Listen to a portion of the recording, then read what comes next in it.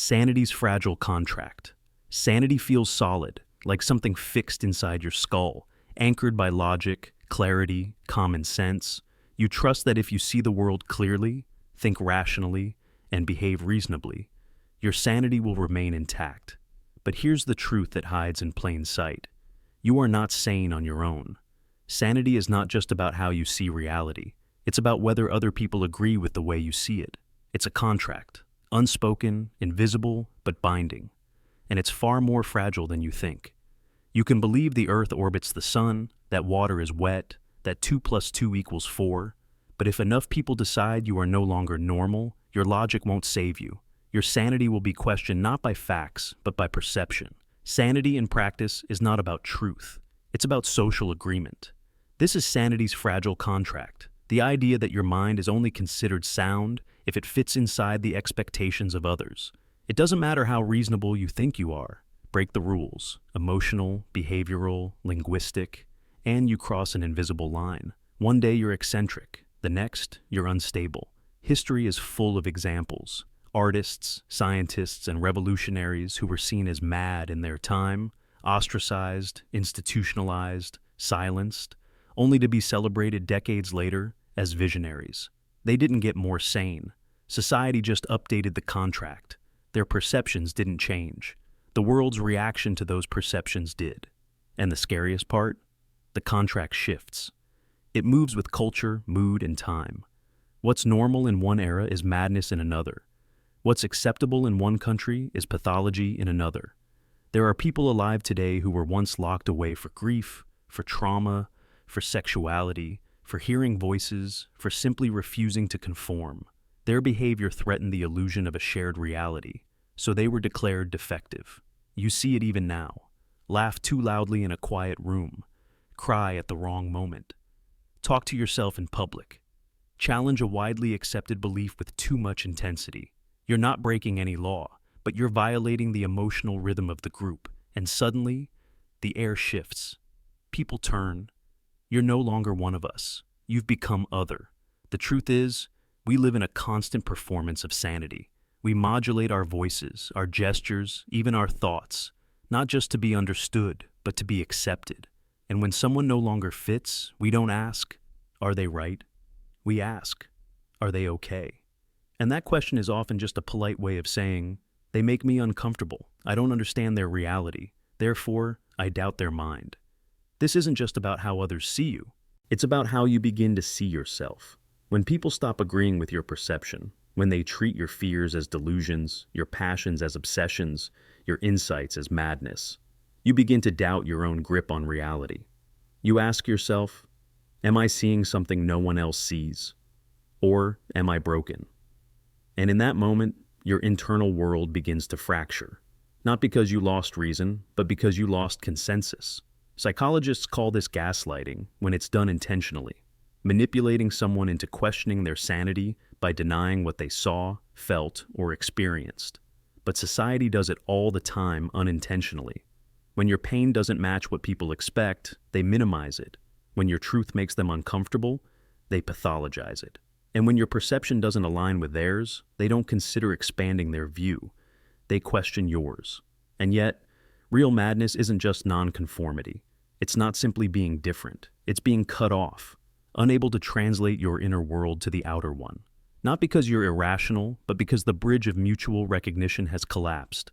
So, what holds sanity in place? Relationships, trust, shared language.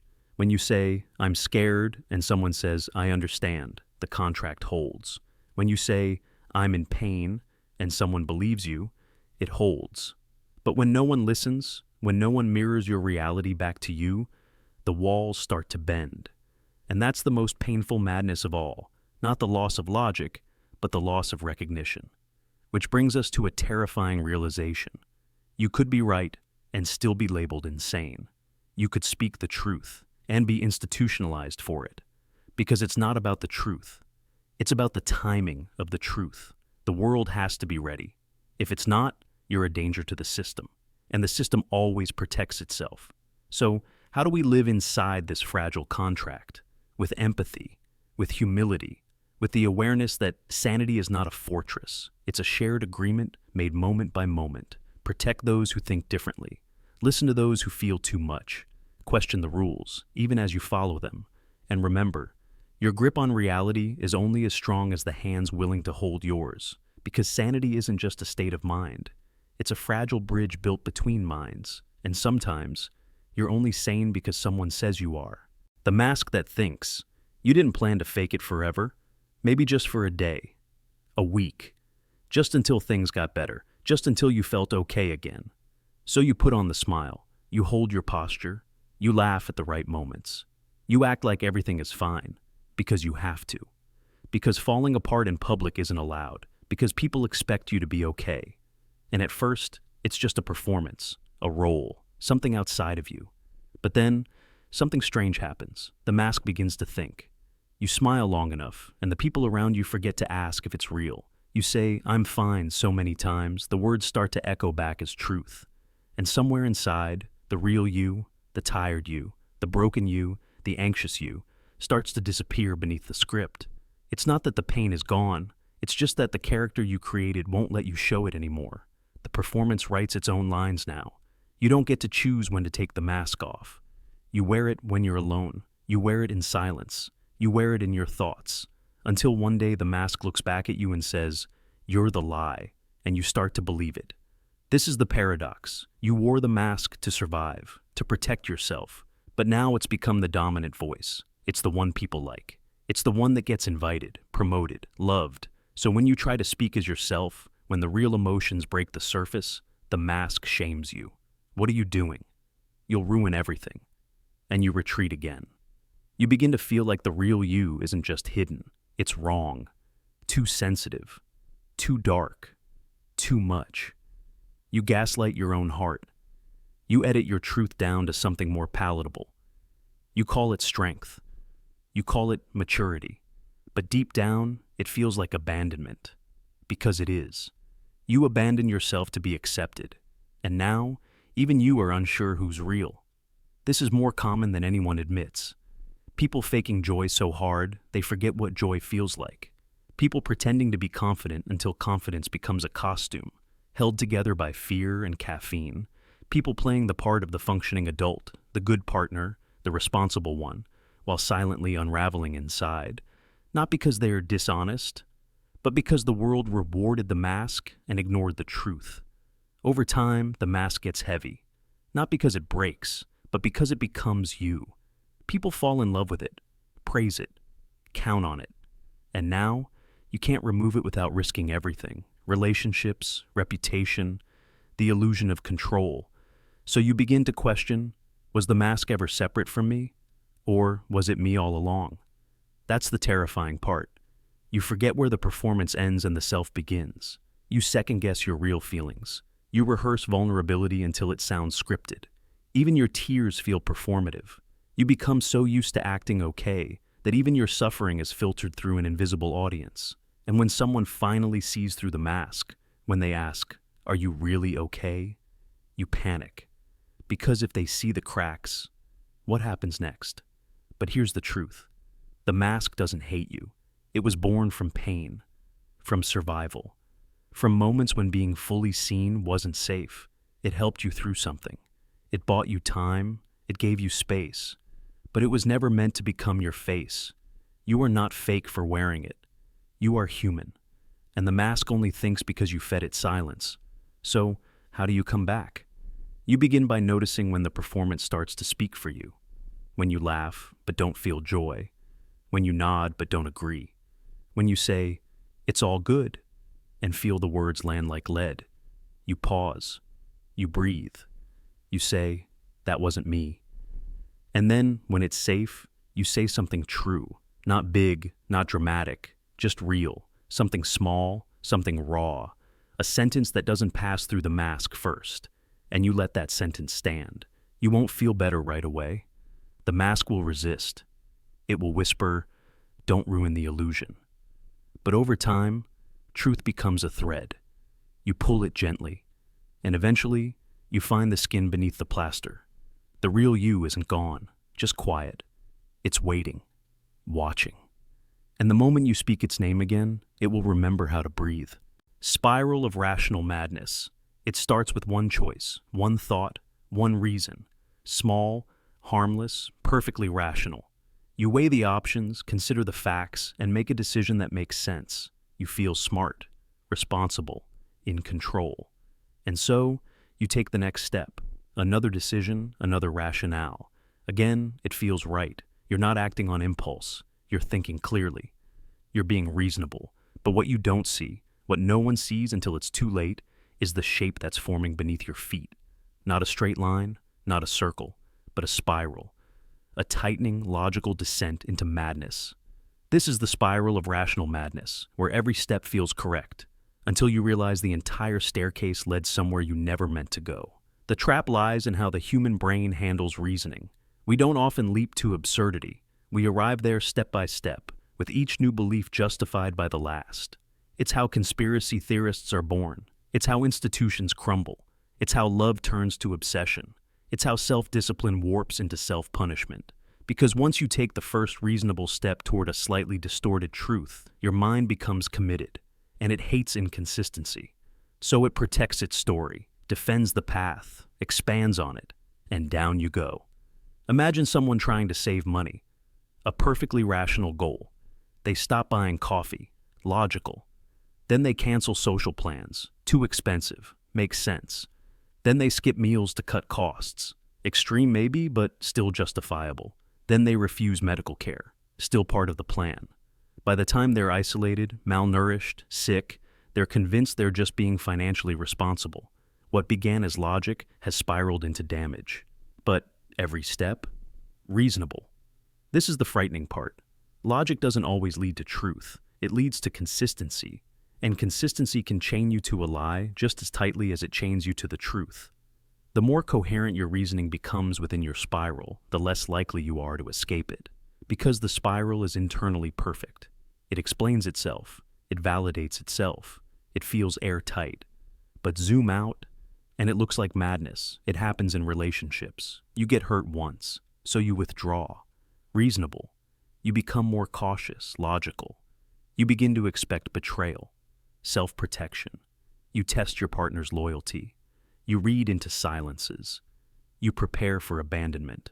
And eventually, you destroy what you feared would fail, convinced all along you were just being careful. It happens in belief systems. You hear one theory that makes a little sense, so you explore more. You start distrusting mainstream sources. They're biased, right?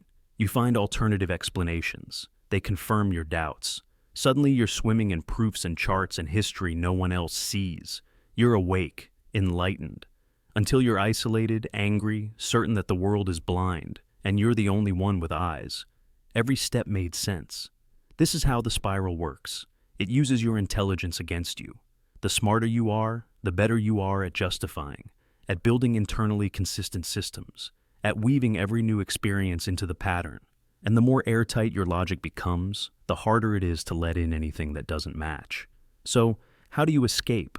Not with more logic, but with perspective. You zoom out. You examine not just the latest thought, but the direction your thinking is moving. Is it shrinking your world? Is it isolating you? Is it making you afraid of things you once embraced? Is it turning you against yourself in the name of rationality? You ask, does this path feel clear or just controlled? Am I open to being wrong? Or am I just defending what I already believe? And most importantly, you invite contradiction. You let in ideas that don't fit, not to destroy your logic, but to test its flexibility. Because healthy thinking bends. Spirals do not. The spiral of rational madness isn't madness because it's irrational. It's madness because it's too rational, too clean, too self-reinforcing, too tight. It makes you believe you're right because you can explain every piece. But even lies can be explained beautifully. Even fear can wear a suit and tie. So, the next time every decision feels sound but your world feels smaller, pause. The next time you're sure you're right but you're also alone, pause. The next time your reasoning says yes, but your soul whispers no, pause. Not every road paved in logic leads to truth. Some lead to cages. And the scariest part? You built the bars yourself. The hole in language. You try to say it, but the words don't come out right. You reach for meaning, but what emerges is brittle, too shallow, too clean.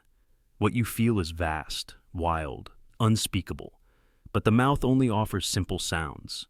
And so, you stutter, simplify, reduce the storm into something you hope someone else might understand. But deep down, you know they won't. Because there's a hole in language, a gap between what we feel and what we can say. Words are tools, sharp, useful, precise. But the mind is not made of order. It's made of chaos, emotion, layers, fractures. And when experience overwhelms, when grief erupts, or trauma shatters, or awe floods through the cracks, words buckle under the weight. They can't hold the shape of what's inside you. So, the mind does something strange. It begins to scream, in metaphor. You don't say, "I'm sad." You say, "It's like a hole opened in my chest." You don't say, "I feel abandoned." You say, "I'm drowning in an invisible sea." You don't say, "I lost something." You say, "It feels like I was erased." These aren't figures of speech, they're survival. When the mind can't speak directly, it paints symbols, it distorts. It wraps the unspeakable in imagery, because pure truth burns too hot to hold bare. Language was never designed for what we ask it to carry. It evolved to trade tools, warn of danger, pass on instructions. But we try to use it for death, for love, for God, for madness. And it cracks. When someone dies and people offer condolences, you hear it, the emptiness in the words. Sorry for your loss. They're in a better place. Everything happens for a reason. These are templates, scripts, language holding a shape with no substance. Because the truth is, there are no words that can fill the space of a person disappearing. So, the mind turns to metaphor. We say we're shattered. We say we're hollow. We imagine time as a thief, memory as a ghost, pain as a wound that never closes. These aren't poetic flourishes. They are code. Desperate attempts to smuggle reality through the narrow tunnel of language. Even in therapy, healing often begins not with a clean statement of fact, but with a strange image. It feels like I'm locked in a box, like I'm walking through fog, like there's a hand around my throat. The therapist doesn't dismiss these as exaggerations. They lean into them, because metaphors are how the unspeakable leaks through. There's a reason art, music, and poetry exist. They are language unbound, language set loose. Where logic fails, rhythm carries. Where grammar collapses, symbolism rises. When we say, "I am a storm," we're not being dramatic. We're telling the truth in the only language the chaos will accept. There's a neurological reason, too. Traumatic memories are often stored in the parts of the brain that don't use language. The body remembers, but the mouth does not. You shake, you sweat, you freeze. But when someone asks, "What's wrong?" you say, "I don't know," because the part of you that knows doesn't speak English. It speaks in flashes, in symbols, in shadows. And this is why people who have suffered often fall silent. Not because they're hiding, but because words can't carry what they hold. They speak in fragments. They tell stories that bend reality. They draw pictures. They break into poetry. They use myth, fantasy, dream, because in metaphor, there is more room, more truth. But the hole in language isn't just about pain. It shows up in wonder, too. When you see something beautiful beyond explanation, a child being born, a starry night in total silence, a piece of music that wrecks you, you reach for words. Amazing, incredible, beautiful. But none of them fit. They skim the surface, they touch the edges, but they never reach the core. And so we say things like, "It took my breath away. It made time stop. It felt like I wasn't even there." Again, we reach for metaphor, not because we're being poetic, but because we're being honest in the only way we can be. We don't have words for wonder, only symbols. This is the haunting truth. Language gives us structure, but it also hides us. We become fluent in talking around our truth. We speak in cliches and headlines, in safe little boxes, but underneath, the mind is roaring, crashing, painting pictures that don't fit into grammar. And the cost of not recognizing the hole in language is that we start to believe our silence means something is wrong with us, that we're broken for not being able to explain, that we're alone in the gap. But you're not. We all live there. Every one of us is straddling the edge of language, part of us speaking, the other part screaming in metaphor. So what do? You listen. You listen for the image inside the words. You honor the metaphor. You stop demanding that everything be said in perfect clarity. Because sometimes the most honest thing a person can say is, I don't have the words, but it's like drowning in sunlight. And your job is not to analyze it. Your job is to feel the shape of what they're trying to hand you. You also give yourself grace when you can't explain what's wrong, when you struggle to make someone understand, when your words crumble halfway through a sentence. That's not failure. That's the edge of language. And beyond that edge is something real. The hole in language is not emptiness. It's a portal. It's where raw experience waits, where the truest parts of you live, not in perfect sentences, but in metaphors, in color, in sound, in silence. And if you learn to walk that edge, to speak through symbols, to hear without needing everything explained, you find something deeper than language. You find connection, not in the sentence, but in the space between. Echoes of a stuck loop. You think you've had the thought before, but this time, it feels different, sharper, truer. It wraps tighter around your skull. You follow it. It leads you nowhere. Then it comes again. Same shape, same weight, same echo. This is the loop. A thought that refuses to leave. A phrase that circles. An emotion that doesn't decay, only repeats. You try to solve it, escape it, outthink it. But the harder you push, the deeper it coils. And still, it feels new every time. That's the trap. You don't know you're looping, because each return feels like discovery. But it's not discovery. It's decay. The thought isn't growing, it's rotting, and you're trapped inside it. This is what insanity often looks like. Not chaos, not screaming, not visions or fire, but repetition. Perfect, cruel repetition. A glitch in the mind's machinery where the next button disappears, where you forget that you've been here before. Dozens of times, hundreds, thought loops come in many forms. A question. What if I made a mistake? A fear. What if they don't love me? A memory. Why did I say that? A belief. I'll never be enough. You circle it, you analyze, you dissect, but the thought doesn't end. It resets. Like a song stuck mid-chorus, like walking through the same door over and over and expecting it to lead somewhere new. This isn't madness in the Hollywood sense. This is the quiet breakdown, the silent kind. The one where a person still makes eye contact, still smiles at the right time, still functions, while inside, their mind plays the same reel on loop. A loop stitched with shame, doubt, grief, or obsession. It's why obsessive-compulsive thoughts return the moment they're challenged. Why rumination feeds anxiety instead of soothing it. Why trauma resurfaces not as a clean narrative, but as a fragmented loop of images, sensations, phrases, repeating out of time. The brain, in its attempt to solve, becomes the thing that keeps the problem alive, like a machine caught between frames.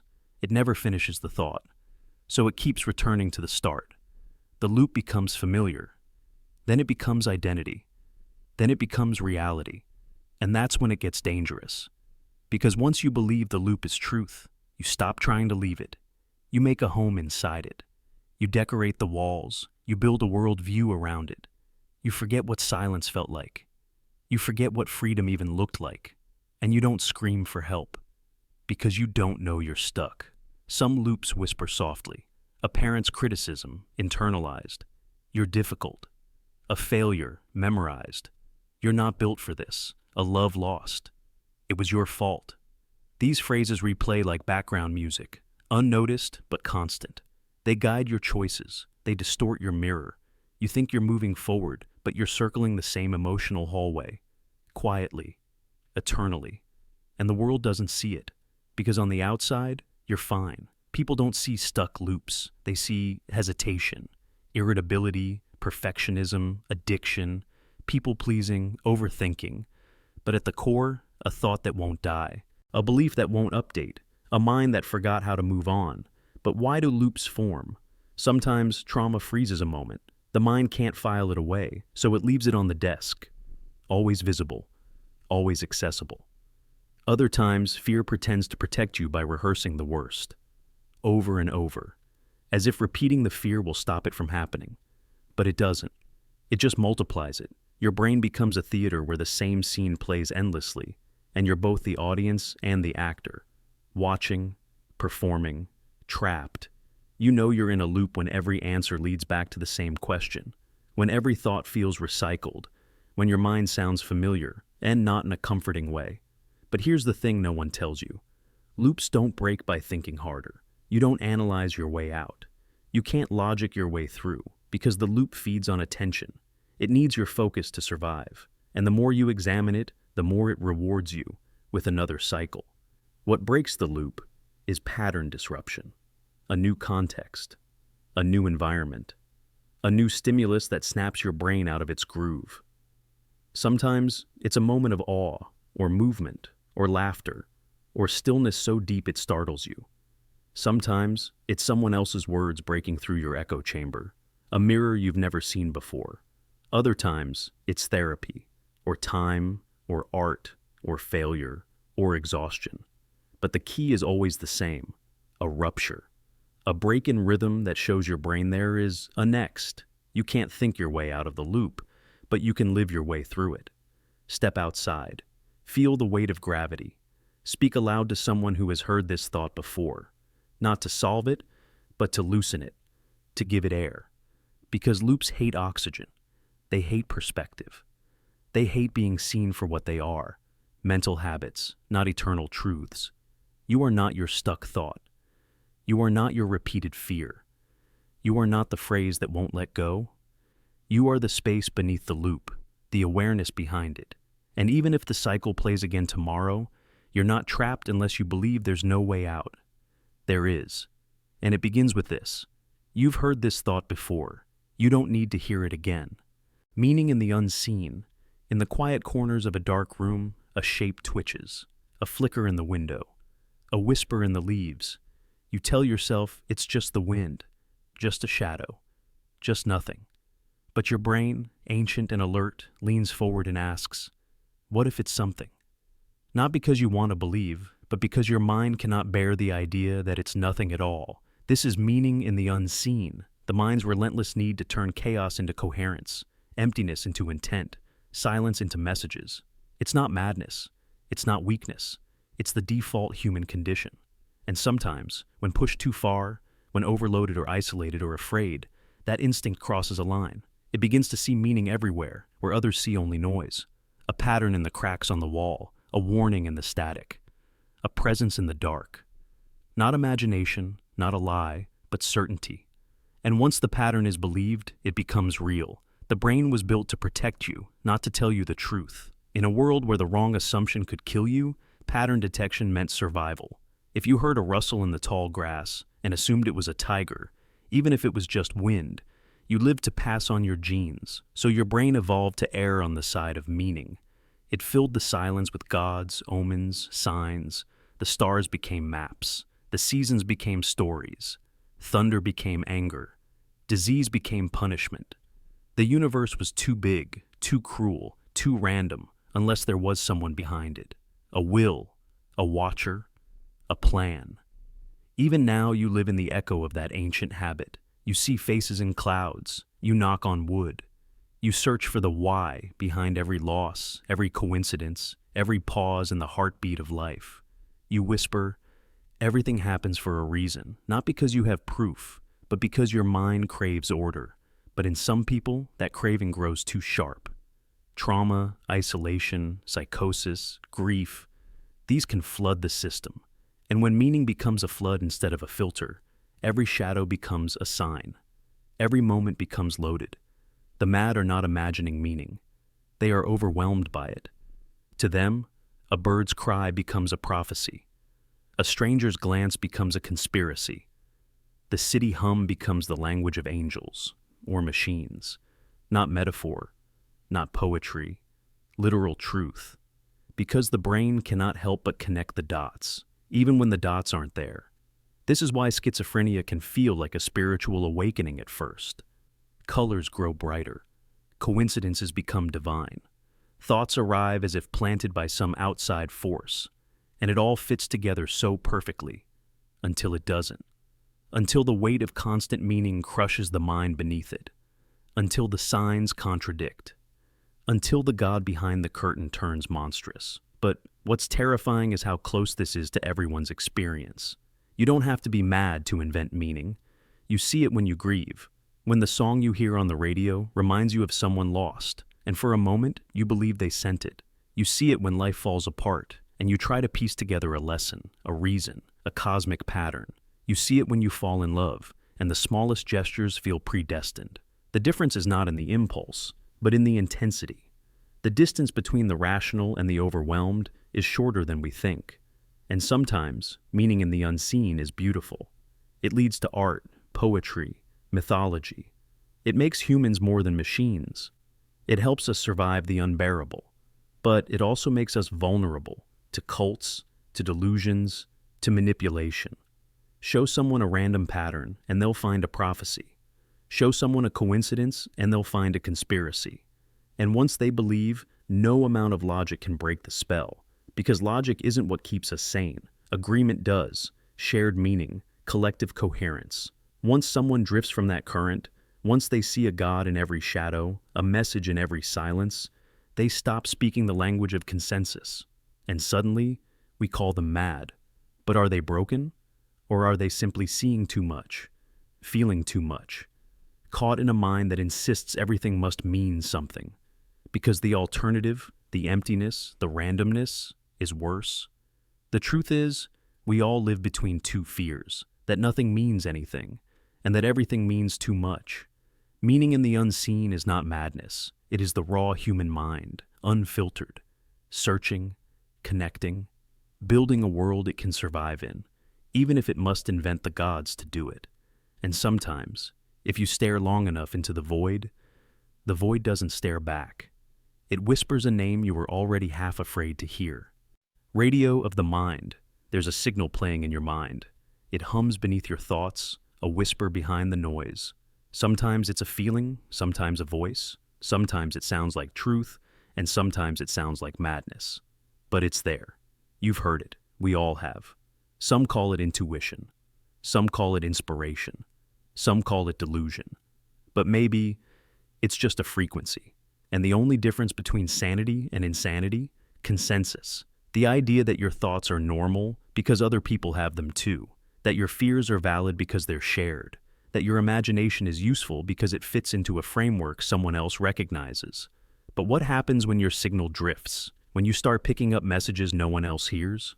When your thoughts echo in patterns that don't match anyone else's? People get uncomfortable. They call it strange. They call it unstable. They call it wrong. But what if your mind is simply tuned differently? The radio of the mind isn't broken. It's just scanning for signals. You catch a thought you've never had before, clear, full of meaning, like a transmission sent straight to you. You feel something is about to happen. You sense danger before it arrives, or beauty before anyone else sees it. You say, "I just knew," and people nod if they understand. But if they don't, they call it luck, or they call it madness. This is the line we walk every day. We pretend our thoughts are rational, ordered, predictable. But the truth is, they're not. The mind is a landscape of wild signals, biological, emotional, symbolic, and some of us pick up more static than others. We call it anxiety. We call it creativity. We call it schizophrenia. We name it based on how well it fits the world around us. But the signal itself, it's just signal. Sometimes distorted, sometimes beautiful, sometimes both. History is full of people who listen to strange signals. Mystics, poets, prophets, inventors. People who heard voices in the silence, who dreamed vividly, who felt guided by something they couldn't explain. If they lived in the right time, in the right culture, they were revered. If not, they were institutionalized. The signal didn't change. Only the interpretation did. That's the trick. The difference between genius and madness isn't the presence of a voice. It's whether the world makes space for it. You might feel something deep inside, a nudge, a knowing, a story that won't leave you. You might hear a phrase in your mind that arrives fully formed. You might follow instincts that make no logical sense, but feel too strong to ignore. That doesn't mean you're broken. It means your antenna is sensitive. We spend so much time trying to quiet the mind, to shut off the noise. But what if the noise is information? What if your brain is a receiver, not just a processor? What if you're picking up signals from memories, from trauma, from patterns, from the subconscious, maybe even from something beyond? And what if the ones who hear the most are the ones we silence first? You can tell a child to stop talking to imaginary friends. You can diagnose the person who talks to themselves in public. You can medicate the mind that wanders too far from consensus. But that doesn't mean the signals stop. It just means they stop being spoken aloud. And that's the tragedy, because maybe we need those voices. Maybe the static has secrets. Maybe the signal doesn't need to be clear to be meaningful. So, what do you do when your mind speaks in ways no one else understands? You listen.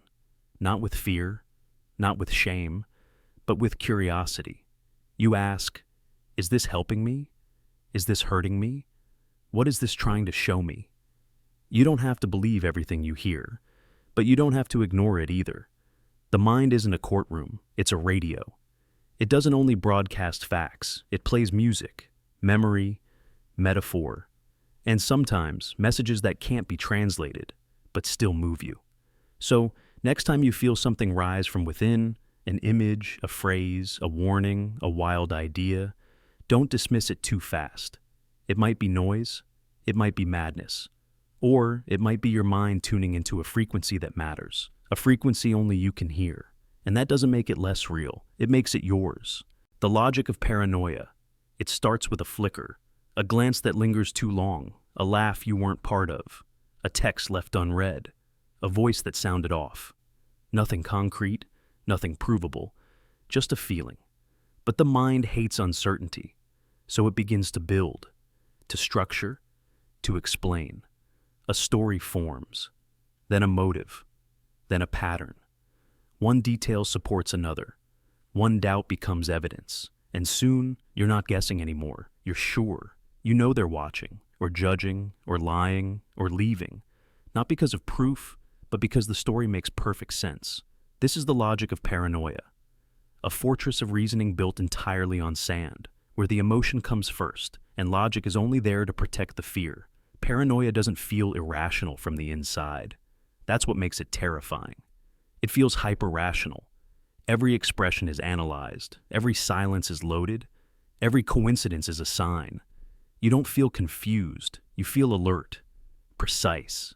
You're paying attention, more than anyone else. You're seeing what others don't. And with each mental twist, your logic sharpens, not to find the truth, but to defend the narrative. And that narrative? It always begins the same way. Something's wrong. But here's the part most people never admit. Paranoia isn't just fear, it's control. When your world feels uncertain, paranoia gives it shape. A threatening shape, yes, but a clear one. The unknown becomes known. The random becomes planned. You may be terrified, but at least you understand the rules. It's not chaos anymore, it's conspiracy. And in some strange way, that's comforting. You think, they're ignoring me. Then you notice they didn't reply right away. Then you recall the look they gave last week. Then you remember something they said 6 months ago that now feels sinister. The connections grow. The past rearranges itself. The timeline edits for suspicion. And every new fact you notice fits the pattern because your mind won't allow anything that doesn't. You're building a courtroom case, but the trial is fake. The threat never existed, yet your body responds like it's real. Your heart races. Your muscles tighten. Cortisol floods your system. The imagined threat becomes a physical experience. And the more your body reacts, the more convinced your brain becomes. This must be real. Why else would I feel this way? It's a self-loop. You fear, so you analyze. You analyze, so you find patterns. You find patterns, so you believe. You believe, so you fear even more. It's airtight. And anyone who tells you you're wrong only becomes part of the threat. They don't understand. Or worse, they do. And they're hiding something. This isn't just theory. It plays out in everyday life, in relationships, in families, at work. One person misreads a comment, builds a case in silence, and slowly distances themselves from someone who had no idea what was happening. A marriage breaks under the weight of invisible accusations. A friendship crumbles without confrontation. Just quiet suspicion fed by perfect logic. The cost of paranoia isn't just fear, it's isolation. And on a societal level, it's even more dangerous. Paranoia can spread like wildfire. One group starts to believe another group is out to get them. They see signs everywhere: media bias, coded language, historical wounds. Every action becomes suspect. Every neutral fact becomes a clue. And the more airtight the story becomes, the harder it is to question. It doesn't matter that it's built on shadows, it's built on fear. And fear has gravity. So, how do you escape it?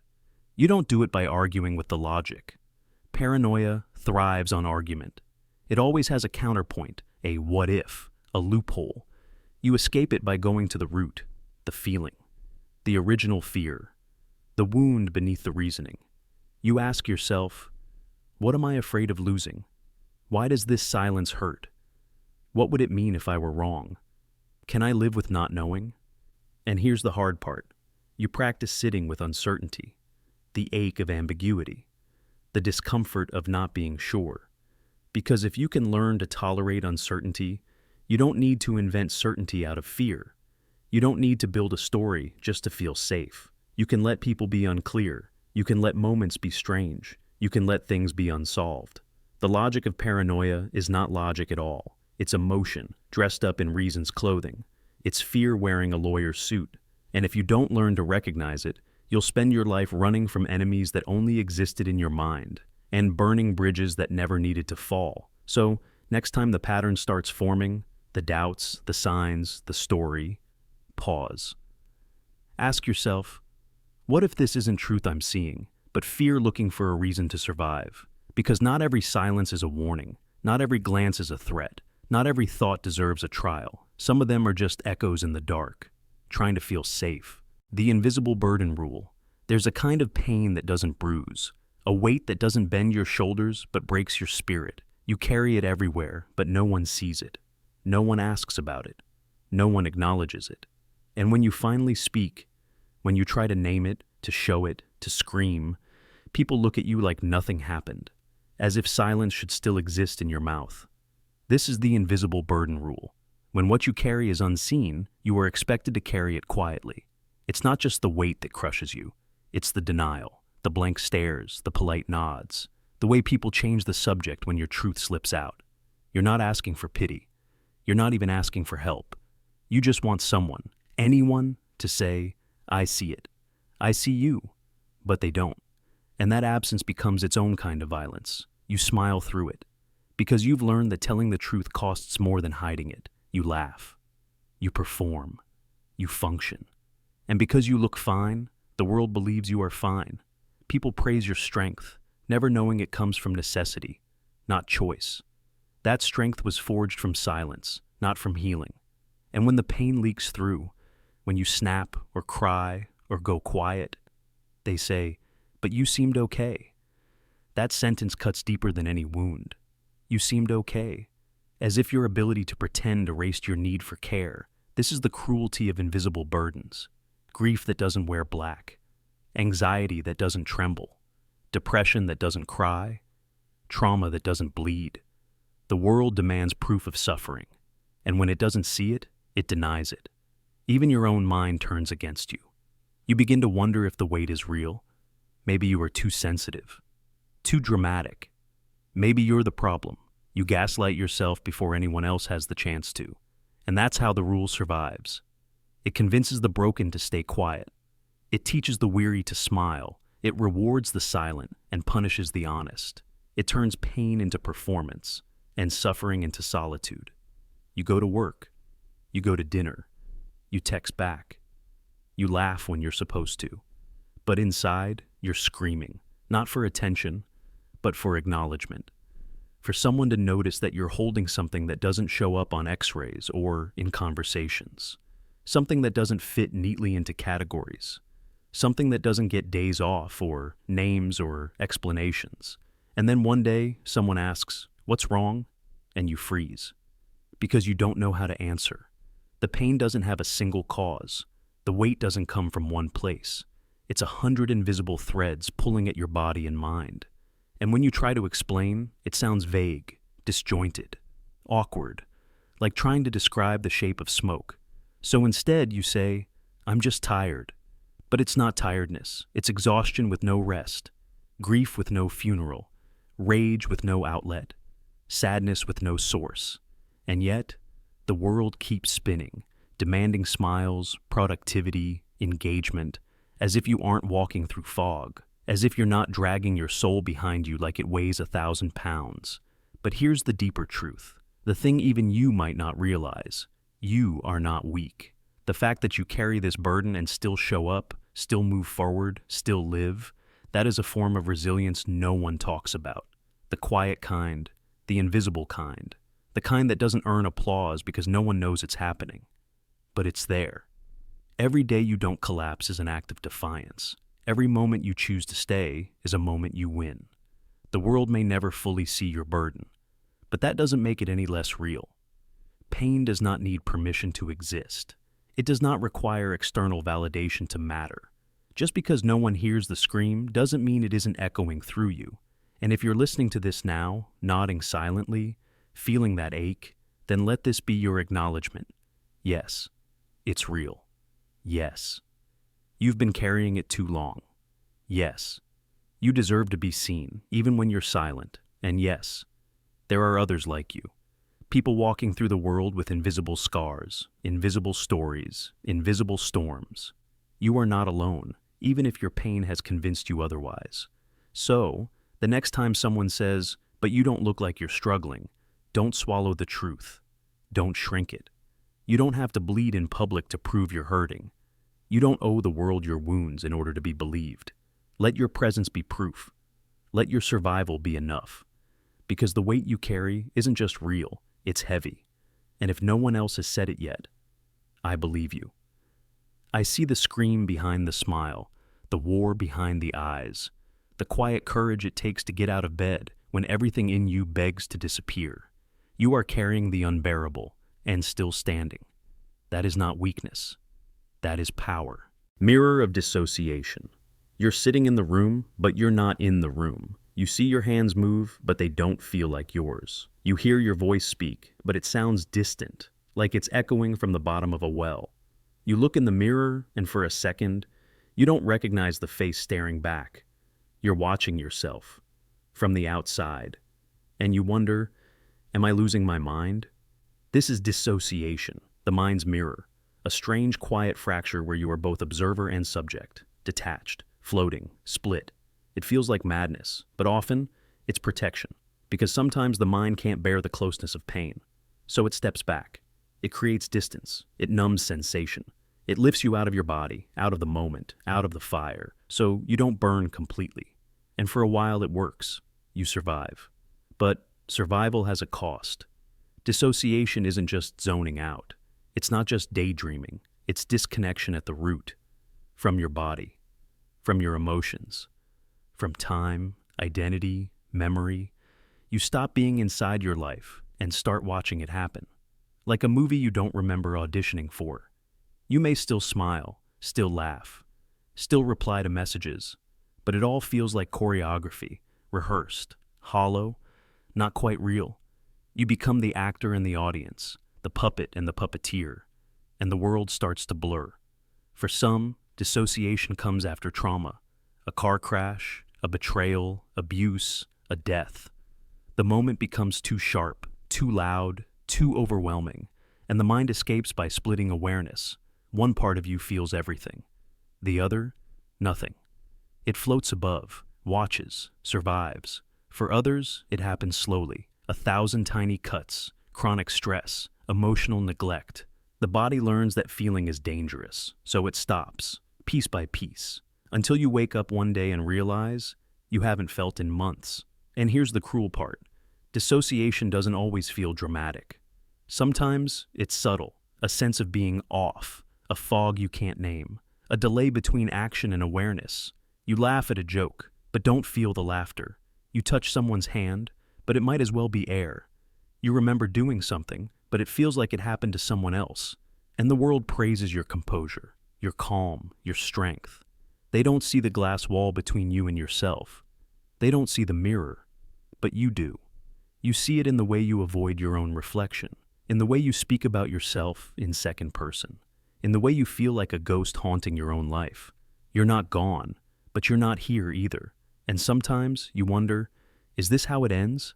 But here's what you need to hear. Dissociation is not insanity. It's a response, a skill even. The mind's emergency protocol. It's what happens when feeling everything would destroy you. So the mind builds a buffer, a safety net, a gap between the wound and the witness. You are not broken. You are adaptive. Your mind protected you when no one else did. But survival isn't the same as healing, because the longer you live behind the glass, the harder it is to come back through it. The numbness becomes normal. The distance becomes identity. You forget what it was like to feel connected, grounded, whole, but you can return. Not all at once, not by force, but by learning to feel safely, gently, bit by bit. It begins by naming what you see. I feel far away. I don't feel real. I'm watching, not living. That honesty cracks the mirror. Then comes anchoring, grounding, cold water on skin, the weight of your body in a chair, a heartbeat, a breath, a name spoken out loud, not to erase the distance, but to remember it exists, to remind your mind, I'm still here. And slowly the fog starts to lift, not because you force it to, but because you allow yourself to stand closer to the pain, to touch the feeling beneath the numbness, to let your body know the danger has passed. You don't need to live in the mirror anymore. You don't need to float. You don't need to disappear to be safe. And no, you're not crazy. You're coming back. You're remembering what it means to be inside yourself, to live in your skin, not above it, to feel a laugh echo in your ribs, to see your own hands and know, these are mine, to cry and let it burn, to speak and believe the voice is yours, to look in the mirror and stay. The prophecy feedback loop. It begins with a whisper, a doubt, a flicker at the edge of thought. What if something is wrong with me? Not physically, not visibly, but mentally, silently. What if I'm going crazy? You shake it off, but then you check, just to be sure. You replay the conversation in your head. You reread the message. You relock the door. You look in the mirror and ask, do I seem off? And that's where it begins. The prophecy, the feedback, the loop. The prophecy feedback loop isn't just fear. It's fear of becoming the thing you fear. You're terrified of losing your grip on reality, so you grip harder. You start monitoring your thoughts, your behaviors, your feelings. You scan for signs. You overanalyze every moment of confusion, every forgotten word, every missed step. And the more you check, the more distorted everything starts to feel. But that distortion doesn't relieve the fear. It confirms it. You look at the world and it feels strange, detached, slightly out of sync. You think, was it always like this? Or am I different now? You think that maybe your reflection isn't quite right, that maybe your thoughts don't sound like yours anymore, that maybe your memories have too many holes, and you tell yourself you're just being careful, just checking. But checking is the crack in the glass, because your brain is listening. It notices that you keep testing reality, that you keep comparing how things feel to how you think they should feel. And like a hypersensitive instrument, your awareness begins amplifying the smallest static.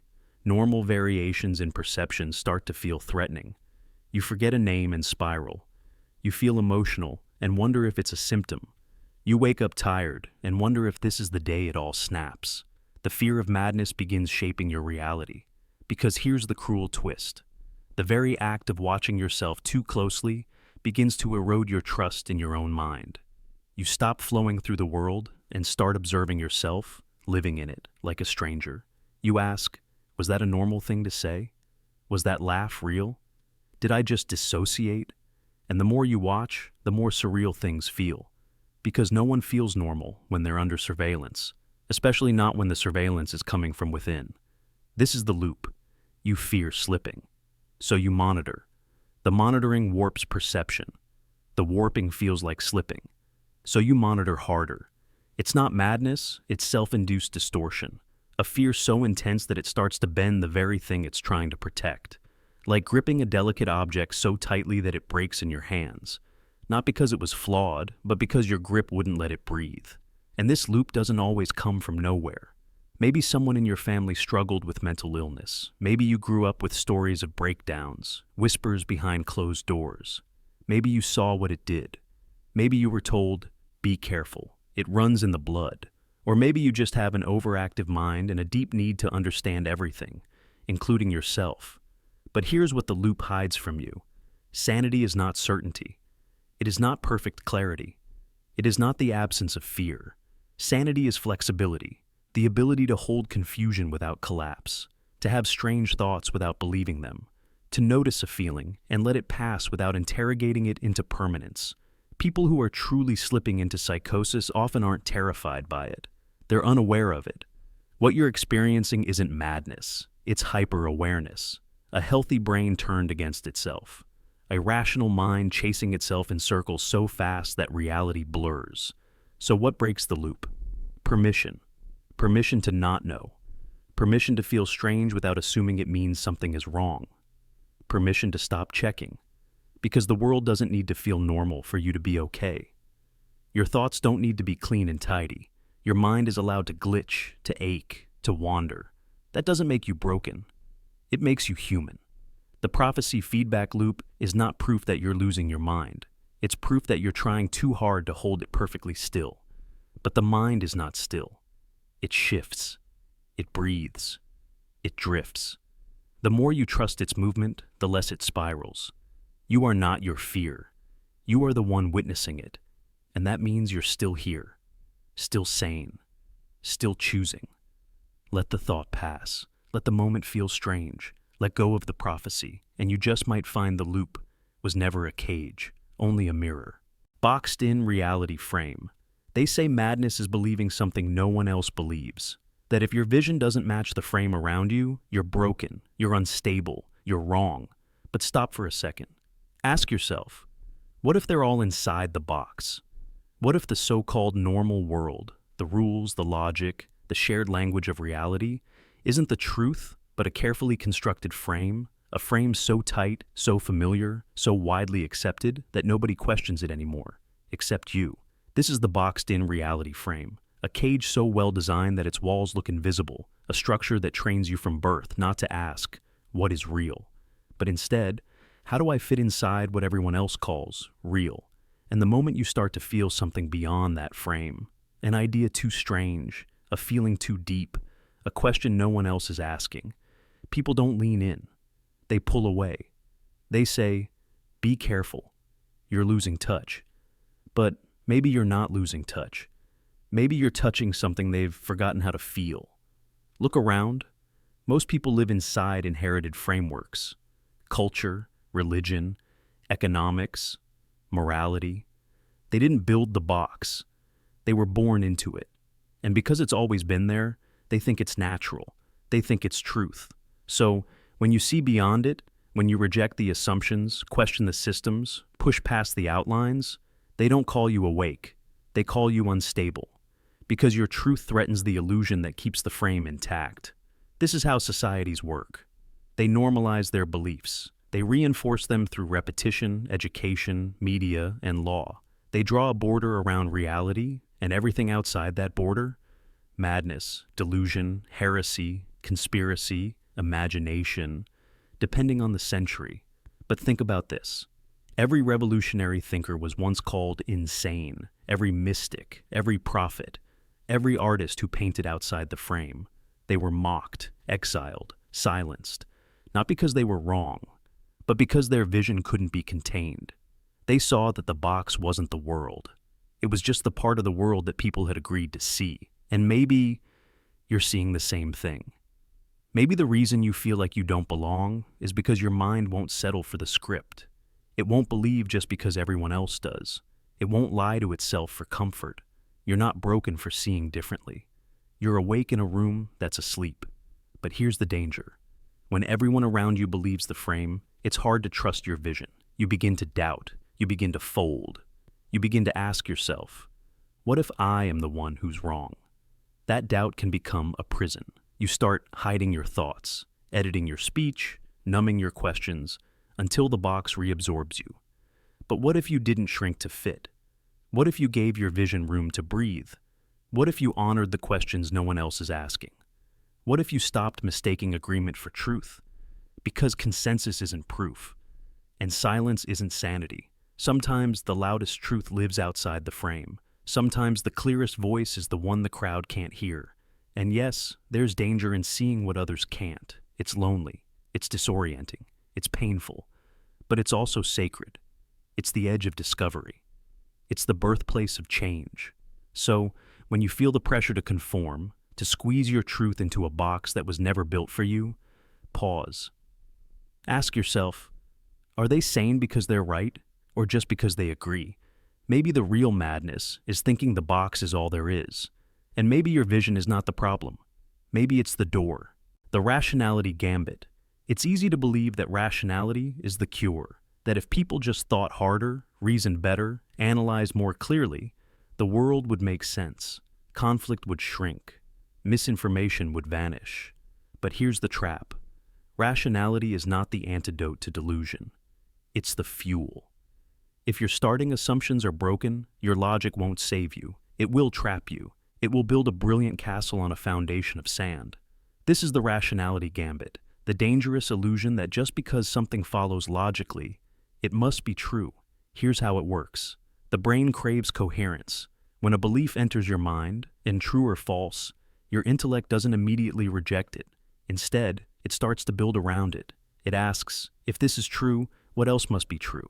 And so, the structure begins. You draw conclusions, make predictions, connect ideas. You're not being emotional, you're being logical. But logic is only as good as the ground it starts from. Begin with a lie, and even perfect reasoning will lead you deeper into illusion. Start with the assumption that a certain group is secretly controlling the world. You can find connections in every headline, hidden meanings in every speech. Suddenly, history rearranges itself into a conspiracy. Patterns bloom, coincidences disappear. Your brain says, look how well this fits. But the only reason it fits is because the original assumption shaped the mold. You're not following truth. You're reinforcing belief. This happens on the personal level too. Imagine someone believes they're fundamentally unlovable. That's the cracked foundation. From there, they interpret every silence as rejection, every compliment as pity, every act of care as temporary. Their conclusions feel rational, based on behavior, based on evidence. But the lens is fractured. Their logic is sharp, but it's solving the wrong equation. This is why intelligent people are not immune to delusion. In fact, they may be more vulnerable, because once they accept a core belief, no matter how flawed, they can defend it with brilliance. They can explain it, prove it, write essays about it, out-debate you on it. They can build an entire worldview around a single crack. And to them, it feels unshakable, because every piece fits, internally. But internal consistency is not the same as truth. A well-designed maze is still a trap. You can walk its corridors forever and feel like you're making progress, but you're only moving in circles, rational circles, built around a false center.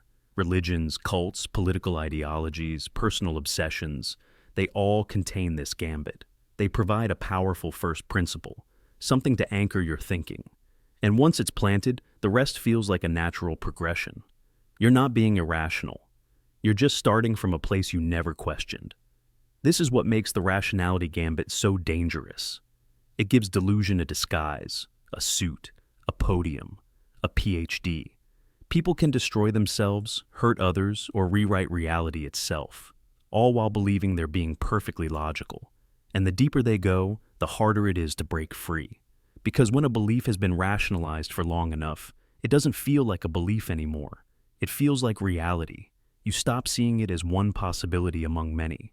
You start seeing it as the air itself. So, how do you escape? You stop asking only, does this make sense?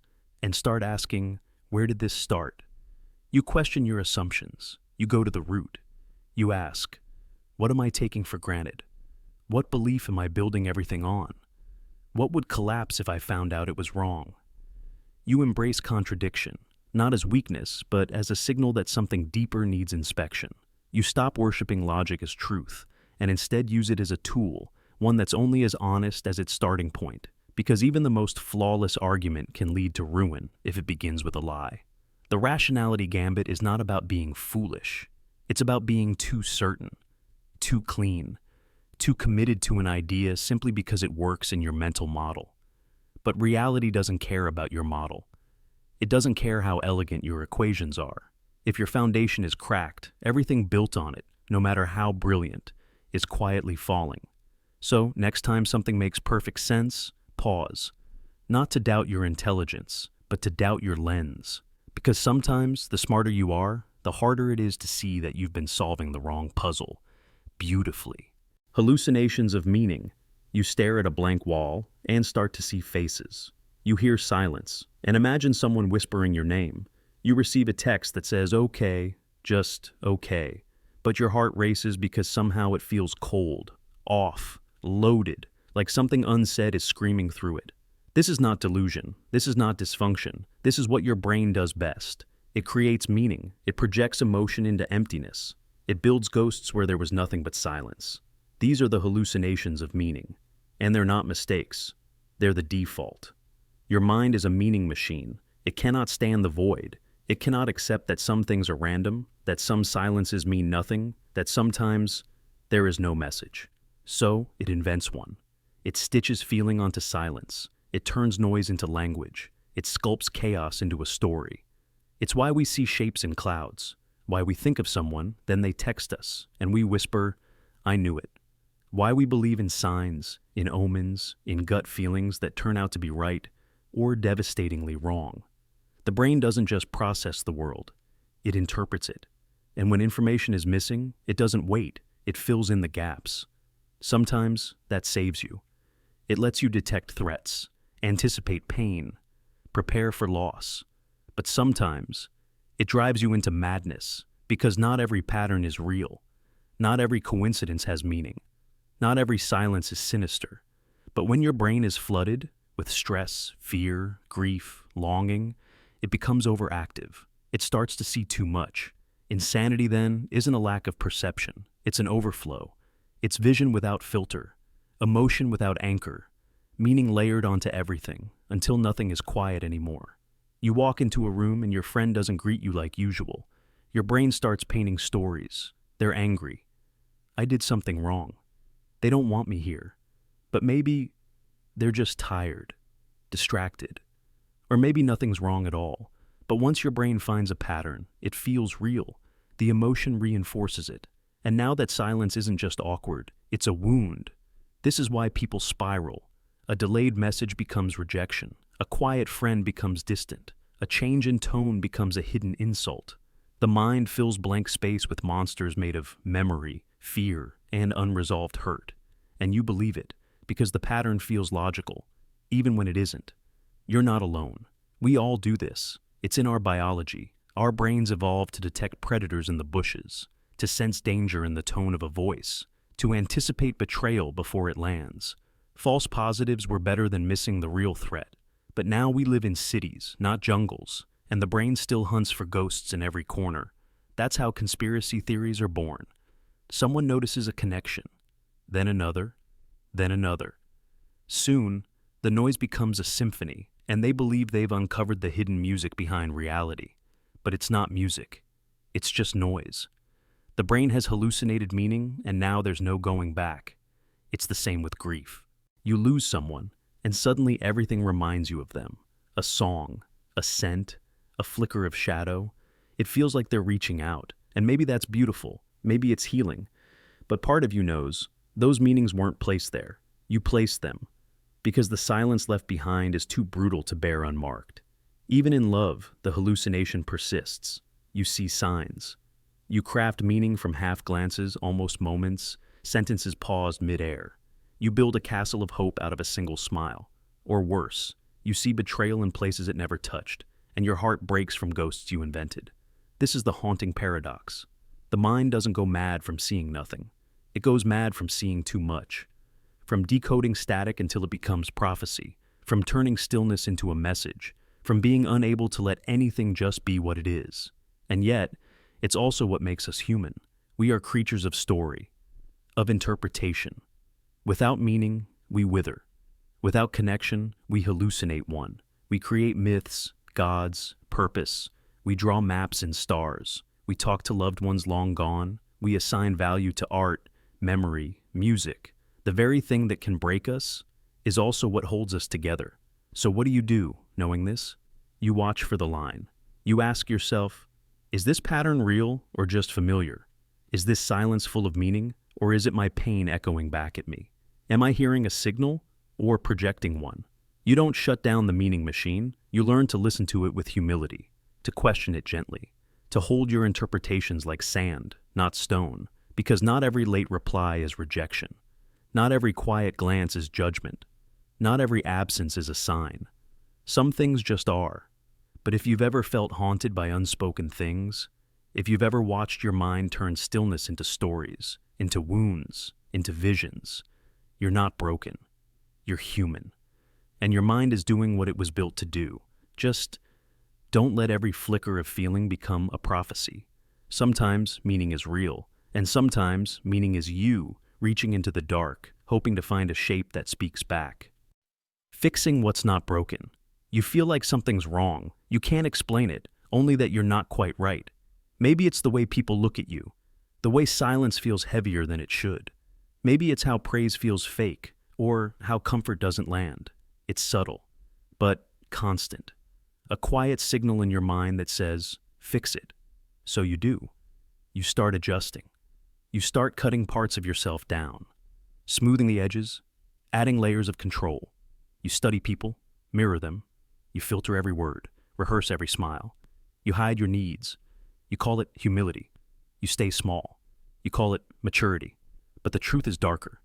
You're fixing something that was never broken.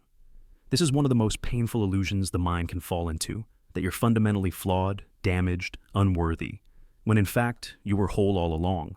And it doesn't happen randomly. It often starts young. A misunderstood moment, a parent's coldness, a teacher's passing comment, a rejection that felt sharper than it should have. The brain, built to protect you, detects danger, even when none exists. It misreads discomfort as defect. It interprets someone else's distance as your failure. And from that false signal, it begins its repair. Except, there's nothing to fix. So the brain starts dismantling what's actually good. Your spontaneity, your voice, your joy, your softness, your creativity.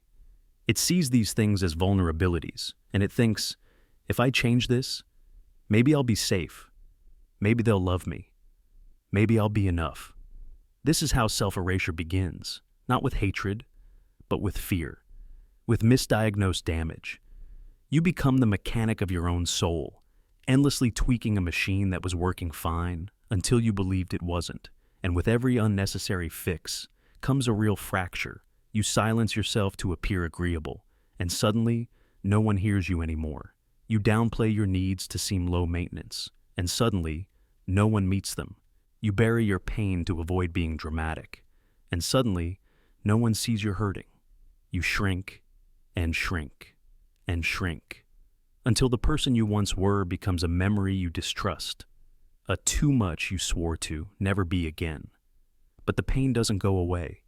It just mutates. You start achieving obsessively but feel empty. You start pleasing everyone but feel unseen.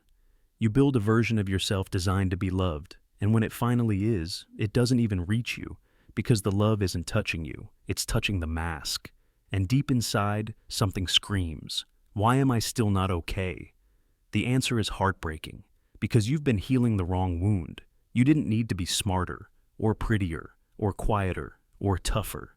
You just needed someone to tell you, you were never broken. But the mind didn't get that message.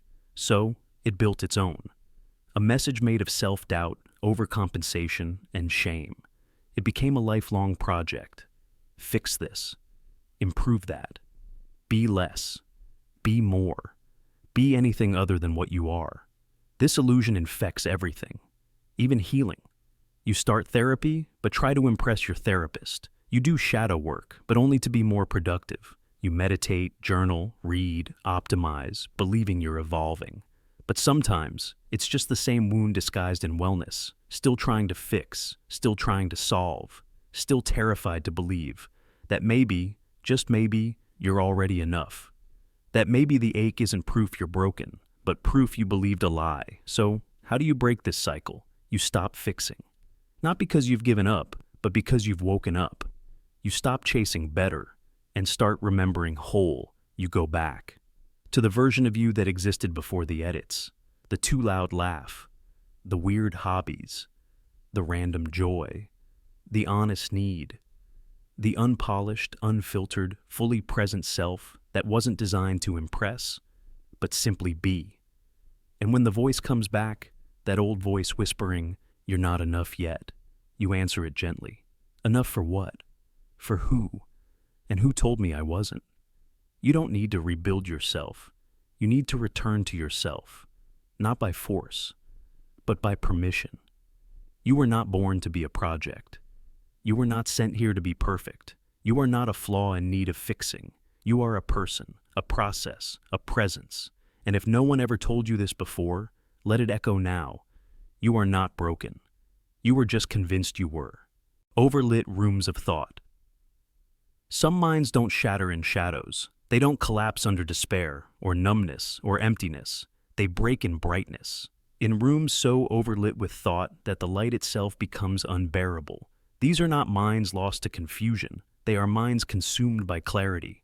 Minds that burn so fiercely with ideas, revelations, and connections that they can no longer see the real world through the glare. Welcome to the overlit rooms of thought, a place where madness doesn't feel like disorder, but like divine understanding. At first, it feels like awakening. Your mind begins to light up. Ideas come faster, sharper. Patterns emerge. Everything connects. Your past, your pain, your purpose. Conversations feel deeper. Music holds secret messages. Chance encounters start to feel fated. You're not just thinking. You're receiving. Truths, signals, meanings, and they're coming too fast to write down. Too vast to fully explain. But they feel real. And they feel important. This isn't confusion. It feels like enlightenment. You walk through the world electric. You stare at strangers and sense things you never sensed before. You stay up all night scribbling. You speak in metaphors because ordinary language isn't big enough anymore. And you feel a little alone, but not broken. Not yet. But then something shifts. The brightness becomes blinding. You start to feel that others can't understand you, not because you're unclear, but because you're ahead. They look at you like you're speaking nonsense. You try to slow down, but your thoughts don't stop. They loop. They echo. They burst into tangents, and now everything means something. Every coincidence, every look, every silence. You can no longer tell the difference between insight and intrusion. The light no longer illuminates, it distorts. You start to think, maybe this isn't brilliance. Maybe it's danger. But by then, the room is too bright to see the door. Psychologists sometimes call this hyper-associative thinking, a mind so tuned to connection that it links everything to everything else, even when it shouldn't. The line between metaphor and fact collapses. You think in symbols, not in steps. And those symbols begin to override reality. A stranger's smile becomes a code. A flickering street lamp becomes a warning. A phrase in a song becomes a prophecy. And the worst part? It feels right. This is not stupidity. This is not weakness. This is intelligence, ungoverned. A mind unfiltered. Most of us have walls, limits that dim our thoughts when they start to overheat. But some people lack that filter. Or they lose it. After trauma, sleep deprivation, mania, or deep isolation. The mind throws open all the windows and the light floods in. And when that happens, rationality is not what's lost. Contact is. Because the world keeps asking for ordinary things. Emails, eye contact, small talk. And you're trying to explain that time is a loop, or that your heartbeat matches the pattern of the city lights, or that every leaf on the ground is pointing somewhere. But no one hears you. They only hear noise. And that silence, of not being understood, breaks something inside. Eventually, someone might say the word psychosis, and that word will feel small, insulting. Because how do you explain that your thoughts are not chaotic? They're too coherent. That your world didn't fall apart, it became too unified. That you didn't disconnect from reality, you connected to everything, until it erased the borders. This is the paradox of the overlit room. You don't feel lost. you feel closer than ever. Too close to see the outline, too close to pull back, too close to breathe. And that's why help is hard, because most treatment tries to calm the chaos. But this kind of mind needs dimming, not just grounding. A safe way to turn down the light, to separate what's meaningful from what's merely magnetic, to restore distance between thought and truth. But here's the part no one says. The people who enter these rooms, the ones who nearly burn, are often the ones who see things others miss. They are sensitive to beauty, to pain, to mystery. They are poets trapped in logic's clothes. And the goal is not to extinguish their flame, it's to help them walk again in daylight without going blind. So, if you ever find yourself in that brightness, gasping for shadow, remember, you are not cursed. You are not alone. You are not insane for seeing too much. You are only human. And the room is just too bright. Find the door, crack it open, let a little darkness in, and you may find the world waiting for you, real, imperfect, and beautifully dim. The rational collapse effect. You followed the rules. You did everything they said. You stayed in line. You studied the manual. You took the careful steps, one after another, like a climber placing feet on invisible stones. You obeyed the logic. You trusted the process. You built your future on the promise that if you just do it right, things will work out. And then it all collapses. Not because you slipped, not because you were reckless, but because the system failed you. This is the rational collapse effect. The moment where reason meets betrayal, where logic crumbles under the weight of reality, where your mind, trained to believe in cause and effect, starts to fracture because cause didn't lead to effect. It's not just heartbreak. It's not just disappointment. It's something deeper, a rupture in how you thought the world was wired. You were told that hard work leads to success, that kindness brings love, that honesty earns trust, that if you just follow the script, life will reward you. But then you watch someone lie, cheat, manipulate, and get ahead. You stay loyal and get abandoned. You try your best, and it's not enough. You ask for help and get silence. You reach for justice, and the door never opens. And suddenly, you're not just hurt, you're disoriented. Because the rules you live by weren't broken, they were false. And when that happens, when your rational map no longer fits the landscape, you begin to question everything. Not just the world, but yourself. Was I naive? Was I stupid to trust it? Is there something wrong with me for believing? No. There's something wrong with the system that told you logic is a shield, because it isn't. Logic is a tool, but the world is not a math equation. It's not fair. It's not clean. It's a chaotic mixture of randomness, power, fear, and chance. And when you try to live in it using only rational formulas, you will eventually reach the edge where sense no longer applies. And that edge, that's where madness can begin. Not the screaming kind, not the kind that fills hospital wings, but the quiet kind. The kind where your thoughts loop and break, where you stop trusting your instincts, where everything feels absurd. You feel like a ghost in your own story, not because you failed, but because the universe failed to match your expectations. And when that happens, people won't know what to say to you. They'll tell you to stay positive, to look on the bright side, to reframe it. But they won't acknowledge the truth, that something real broke, that a belief you built your life around was shattered. That's not a mood. That's an existential collapse. And yet, you're still standing. Because beneath the wreckage of logic is something older, something deeper than formulas. It's not a system. It's not a promise. It's a decision. The decision to rebuild. Not with blind faith. Not with the old blueprints. But with awareness. The awareness that life is not a test you can pass. It's not a machine you can hack. It's a storm. And survival requires more than reason. It requires resilience, flexibility, courage, and yes, sometimes letting go of the need for it all to make sense. Because sometimes the collapse is the beginning. It burns away the illusion that the world is fair, that people are predictable, that control is real. And once that illusion is gone, you're left with something raw, something terrifying, but also something true. You, no longer a character in someone else's logic. No longer a servant of someone else's rules, just a mind, awake in the storm, learning to see without the lens. And when that happens, when you no longer cling to the safety of cause and effect, you begin to move differently. Not recklessly, but freely. You trust your intuition, not because it's always right, but because it's real. You stop asking, what should happen? And start asking, what is happening? You stop measuring worth in outcomes and start finding value in presence, in integrity, in how you carry yourself, even when the system doesn't reward you. Because once you've faced the rational collapse and lived through it, you no longer need the world to be fair. You just need to be honest with yourself. The thought fire spiral. It begins innocently. One thought, fleeting, almost forgettable. Maybe it's a doubt, a worry, a what if. You brush it off, but it lingers. You try not to think about it, but in trying, you think about it more. You replay it, inspect it, judge it, and suddenly the thought starts to heat up. It glows. It hums. You feel it crackle behind your eyes, and without warning, it ignites. This is the thought fire spiral, a single ember in the mind that becomes ablaze not because it's dangerous, but because you try so hard to make it go out. The fire isn't madness. It's your mind trying to protect you. But the harder it tries, the hotter it burns. This is how intrusive thoughts work. They're not signals of insanity. They're echoes of fear. The thought itself isn't the problem.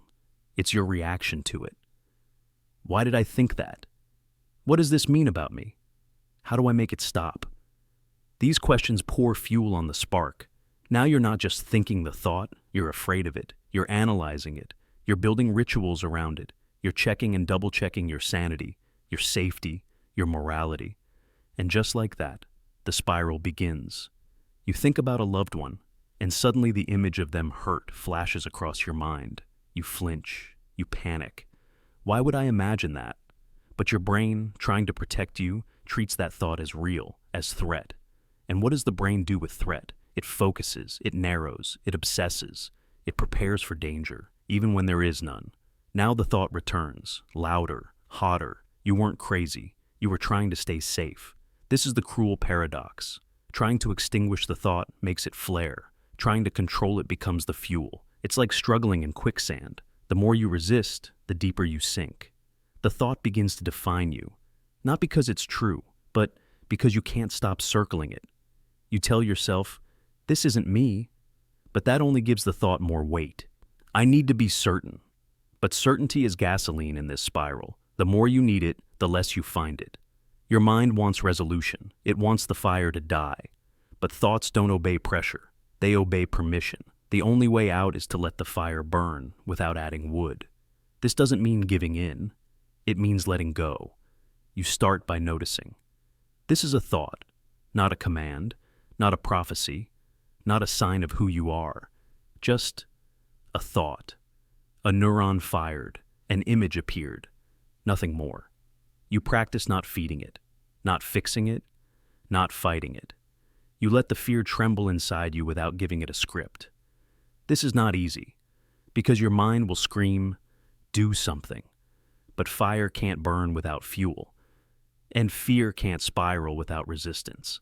The thought fire spiral is common in anxiety, OCD, trauma, but even people without diagnoses know the feeling, the idea that won't let go, the suspicion that claws its way back, the guilt that grows stronger when ignored. These thoughts don't destroy us by their content. They destroy us by how tightly we try to manage them. And that's the twist. The fire isn't madness. It's a control strategy. It's your brain trying to solve the unsolvable, to pin down uncertainty, to erase discomfort. But discomfort isn't a glitch. It's part of being alive. You don't heal by controlling your mind. You heal by learning to stand in the fire without needing to douse it. Because when you stop running, when you stop reacting, something strange happens. The thought loses heat. It might still visit, but it doesn't stay. It might still flicker, but it doesn't roar, because you didn't make it the enemy. You just let it pass through you like weather, without building a shelter around every drop. So, the next time the spiral starts, the thought comes, the panic follows, the fear begins to rise, pause. Don't fix, don't flee. Just name it. This is a fire made of thought, and I don't have to feed it today. And slowly, without resistance, it will burn itself out. Settings. Set too high. You hear the hum of electricity. You feel the weight of someone's stare from across the room. You notice the change in tone, the word they didn't say, the breath they held, the silence that followed. The light feels too bright, the crowd too loud, the world too sharp. And somewhere along the way, someone tells you, that's not normal. That's too much. That's wrong. But what if it isn't? What if your senses aren't broken? They're just set too high. What if what we call madness is simply sensitivity amplified, perception without filter, emotion without mute, awareness without rest? This is the pain of having your settings turned up. You don't see the world wrong. You just see all of it, at once, all the time. You feel the texture of words, the tension behind laughter, the anxiety in someone's voice even when they're smiling. You feel it before they do. You feel it instead of them. And then you wonder why it hurts so much just to be in the room. It's not that you're imagining things. It's that you're noticing things no one else does. You're not misreading. You're overreading, hyper-attuned, absorbing nuance like radiation, and your mind is sprinting while the world is still walking. But instead of being seen as gifted, as perceptive, as uniquely aware, you're seen as fragile, dramatic, overreacting. You're told to calm down, let go, stop thinking so much. But how do you turn off a brain that never turns off? How do you dim the world when your senses are wired for brightness? So you start to believe them. You start to wonder if maybe you are broken. Maybe there's something wrong with the way you feel things, the way you notice everything others ignore. You try to numb it. You try to dull it. You try to shrink your presence to match the volume the world expects from you. But it doesn't work, because your settings are still up. And now, you're just suffering quietly. This is how the world gaslights the sensitive. It mistakes clarity for distortion. It mistakes depth for dysfunction. It sees tears and calls them weakness, not release. It sees emotion and calls it instability, not truth. And yet, underneath it all, there is a strange kind of superpower. You feel more, yes, but that means you know more. You connect more. You see the cracks in people's armor, the micro expressions they can't hide. You sense what isn't said. You hear the words between the words. You walk through life with emotional X-ray vision. But it comes at a cost. Because while others are shielded by thick skin or simple distraction, you are raw, exposed. The world doesn't bounce off you, it pierces you. Even beauty can break you.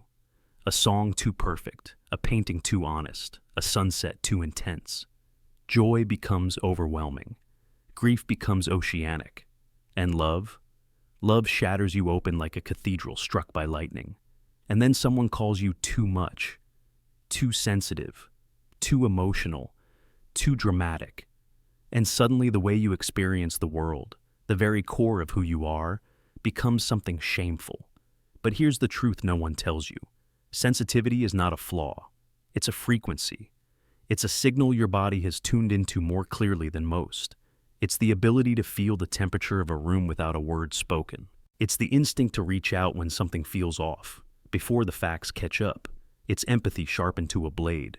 Madness is not always delusion. Sometimes, it's perception unmuted. You're not hallucinating. You're hearing too well. You're not paranoid. You're picking up danger before others sense it. You're not unbalanced. You're just walking a tightrope with no net, while others sleepwalk on solid ground. And what the world calls disorder might simply be intensity. There's a reason so many disorders are diagnosed after the world has failed to hold someone gently. After they've been dismissed, invalidated, ignored, misnamed. What if the system isn't catching broken minds? What if it's silencing the minds that are awake? So, what do you do when your settings are set too high? First, you stop apologizing. You stop shrinking your perception to make others comfortable. You stop doubting what you know, what you feel, just because others don't see it yet. You stop labeling your gifts as problems. You start calling them what they are: sensitivity, awareness, depth. Then, you learn the difference between signal and noise. You ground yourself. You slow the storm. You create space where you can breathe between the floods of feeling, not by dulling your senses, but by learning to surf the waves they bring. And finally, you find others like you. People who don't flinch when you speak truth. People who don't need you to dial down to be lovable. People who don't treat your intensity like illness. They exist, quietly, brightly, feeling just as much, hiding just as hard. You will find them. You already feel them. The world doesn't need less sensitivity. It needs less judgment of it. Less punishment for those who feel too much. Less shame for those whose minds burn a little hotter, who hear what others miss, who hurt where others numb. So if your volume feels too loud, if your senses feel too sharp, if your soul feels too naked in a world built for armor, remember this: you are not too much. You are just tuned in. And though it hurts to live like this, it also means you're alive in ways most never touch. Your settings aren't broken. They're just set to truth. The mind's overcorrection. There's a moment behind the wheel when you feel the car slide, just slightly, a twitch, a drift on wet asphalt. It's not a crash, not yet. Just a moment of instability, but your hands panic. You jerk the wheel, hard, and that's what causes the spin out. Not the slide, not the road, the reaction, the overcorrection. The thing meant to save you becomes the thing that shatters control. The mind works the same way. You feel something stir inside, a fear, a doubt, a flash of grief. It's not a breakdown, not yet. Just a wobble in the system, but your brain senses danger. It doesn't wait. It pulls hard. It overreacts, and suddenly you're spiraling. Not because of the original threat, but because of what the mind did to avoid it. This is the mind's overcorrection, a psychological reflex where the brain, trying to protect you, pulls too hard and ends up causing more pain than the danger ever would have. It happens in seconds. You feel a pang of insecurity, so you detach completely. You sense possible rejection, so you reject them first. You fear looking weak, so you become cold. You're unsure how to proceed, so you burn the whole plan down. What could have been a moment becomes a spiral. And the worst part? You think the spiral proves you were right to panic, that the world really is dangerous, that people really are cruel, that you really are too much. But that's the illusion. The world didn't betray you. You just overcorrected. You mistook a feeling for a fact, a flicker for a fire. And your mind, built for survival, didn't want to wait and find out. It said, steer now, hard, save yourself. But what if you were already safe? We do this with emotions all the time. You feel sadness rising, just sadness. Human, temporary, honest. But you've been taught sadness is weakness, so you armor up. Distract. Numb. Pretend. The sadness doesn't go away. It just sinks deeper. It becomes anxiety, or apathy, or burnout. Not because the sadness was dangerous, but because you overcorrected to avoid it. You feel anger. A boundary being crossed, a truth needing a voice. But you've learned that anger is ugly, so you suppress it. You smile. You fawn. You rationalize. Until it mutates. Until it explodes. Not because anger was wrong, but because it had no healthy exit. The correction created the chaos. You were just trying to avoid the ditch, but the wheel turned too far. And here's the trap. Overcorrection feels responsible. It feels wise. It feels like getting ahead of the pain. But all it does is swap one problem for another. It says, you felt a twinge of loneliness? Cut everyone off. You made one mistake? Quit everything. You're afraid to fail? Never begin. The spiral becomes the story. And the original moment, the tiny, manageable slide, is forgotten. Now all that remains is the wreckage. But here's the truth your brain doesn't always tell you. Not every emotion is a threat. Not every discomfort needs fixing. Not every pain means something's wrong. Sometimes, what you feel is just a weather pattern, passing, teachable, real, but survivable. The mind hates that. It wants clarity, solutions, control. So, when it senses danger, even imagined danger, it acts. It yanks the wheel. It does what it was trained to do. Protect you at all costs. But survival mode isn't made for peace. It's made for avoidance. And avoidance is the birthplace of the spiral. So how do you stop it? Not by ignoring the instinct, but by not obeying it blindly. You feel the tug, the need to fix, to flee, to lash out. You pause, you breathe, you name it. This is fear. This is the urge to fix what isn't broken. This is my brain trying to help, but pulling too hard. You learn to sit in the slide. You let the car drift a little. You resist the panic to jerk the wheel. You stay with the discomfort. You feel it, ask what it wants, and move with it, not against it. Because not every skid leads to a crash. Sometimes it leads to understanding, to trust, to growth. Your mind is not the enemy. It's trying to keep you alive, but it learned its lessons in fire.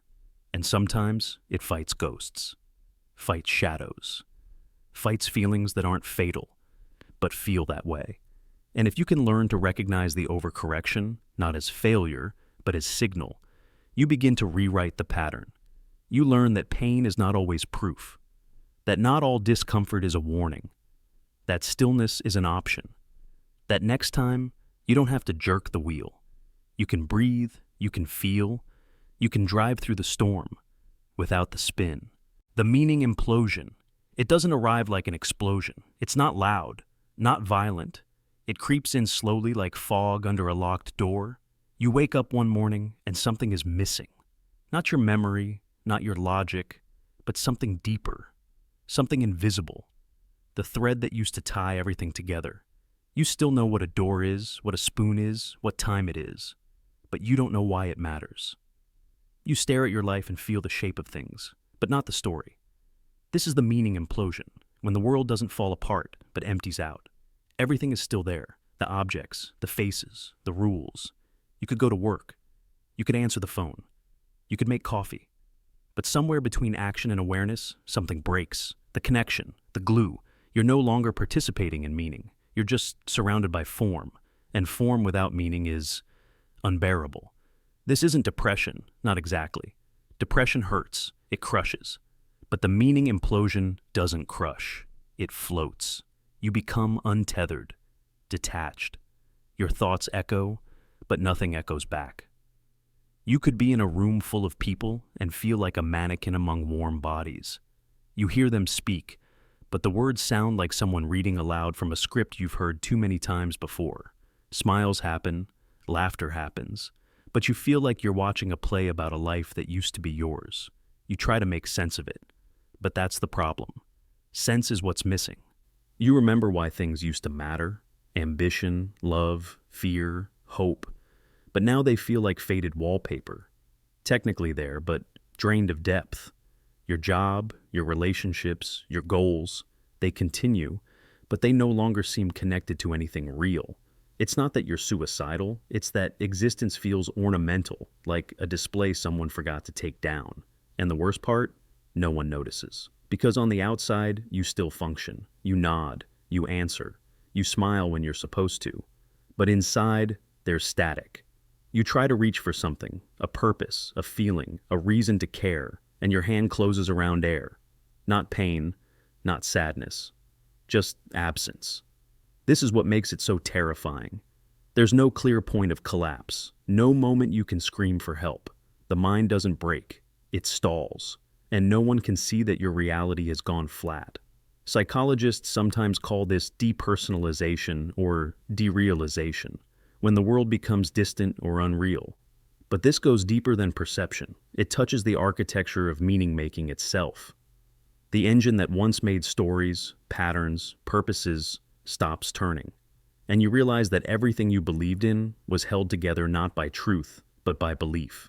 And now that belief is gone, and nothing has taken its place. You might try to spark it again, watch a favorite movie, call someone you love, go outside and feel the sun on your face. And for a second, something flickers, a note of warmth, a ghost of awe. But it vanishes before you can grab it, and you wonder, did I ever really feel meaning? Or was I just better at pretending? Some philosophers have touched this edge. Camus called it the absurd. The confrontation between a mind that craves meaning and a universe that offers none. But philosophy is distant comfort when your soul has gone silent. When the myth of purpose dissolves, what replaces it? Can anything? Here's the paradox. The mind needs meaning to remain whole. But meaning is not a substance. It's a process, a fragile dance between perception, memory, and narrative. You don't find meaning like treasure, you construct it, moment by moment. But when the tools of construction break, when stress, trauma, or existential overwhelm snap those internal levers, you're left in a museum of your own life, beautiful, well lit, and utterly hollow. And so some retreat, not into madness, but into minimalism. The next meal, the next breath. One small ritual at a time, Because if you cannot find meaning in the large things, maybe it still hides in the small ones. A warm cup of tea, the feeling of your feet on the floor, the smell of rain.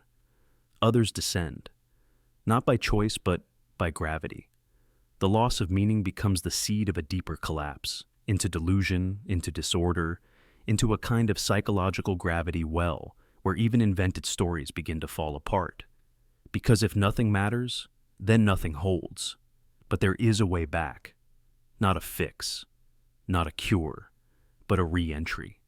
The way back begins with allowing meaninglessness to exist without demanding it be replaced too quickly. Letting yourself stand in the void without rushing to fill it with distractions or fake epiphanies or false purposes.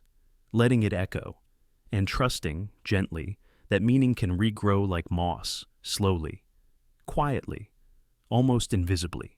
You may never return to the exact beliefs you had before, but you may find something even deeper. Not the certainty of meaning, but the choice of it. And from that choice, new life begins. The meaning implosion doesn't mean you've failed. It means you've seen the architecture beneath the world collapse, and now, piece by piece, you're the one who gets to rebuild it. Frozen in mental time, you move through the world, you go to work, you smile at the right people, you laugh when the script calls for it. But inside, you're not here. Not really. You're somewhere else.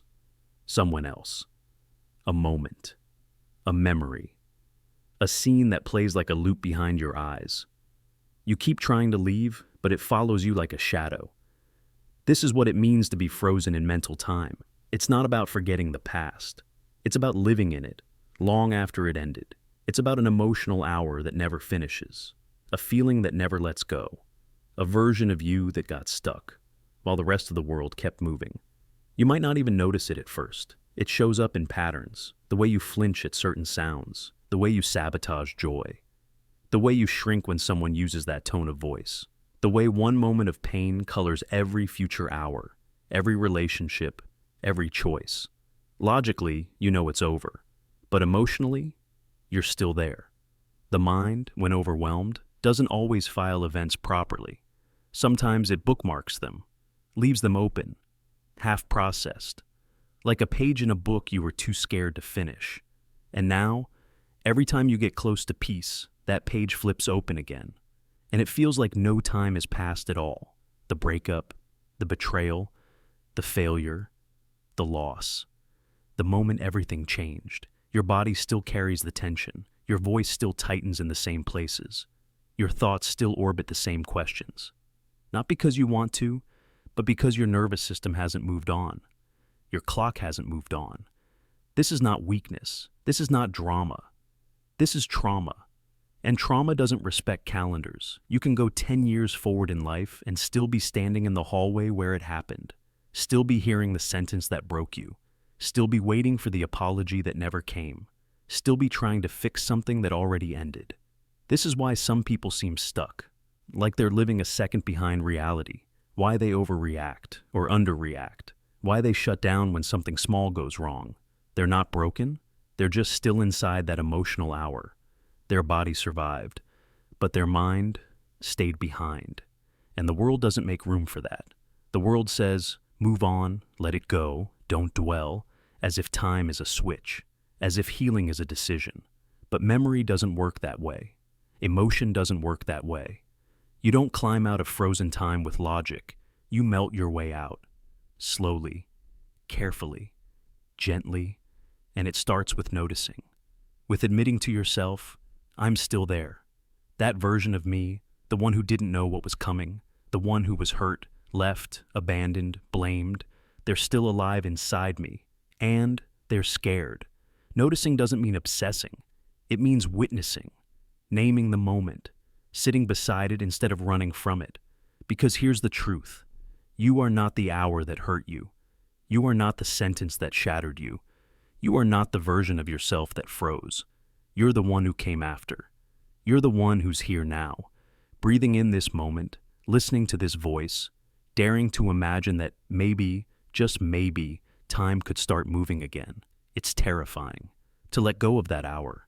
Because even if it hurt you, it also defined you. You built walls around it. You made it your compass. You used it to explain everything that followed. Without it, who are you? That's the question frozen time protects you from. But maybe you're ready to answer it. Not all at once, not with some grand gesture, but with a whisper, a breath, a choice to stay in this moment, even for 5 seconds. To notice that the room around you is different, that your voice sounds older, that your body has carried you this far. The clock moved. You didn't.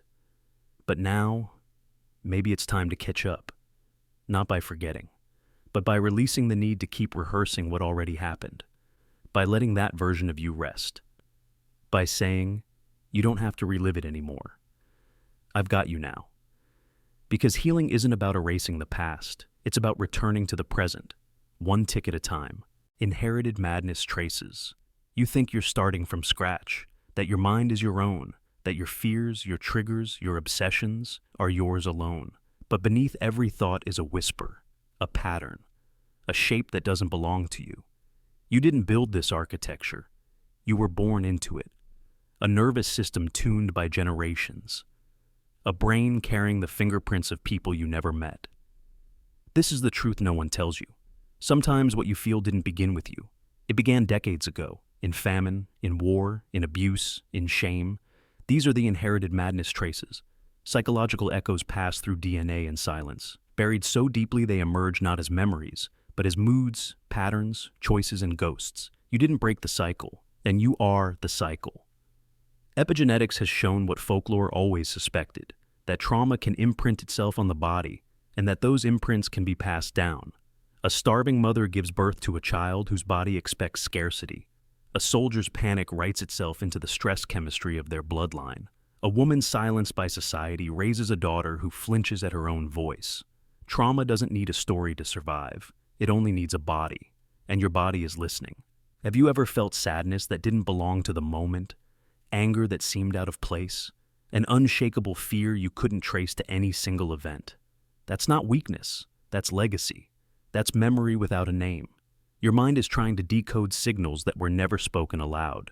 Because the most dangerous cycles aren't the ones you repeat consciously. They're the ones you inherit unconsciously.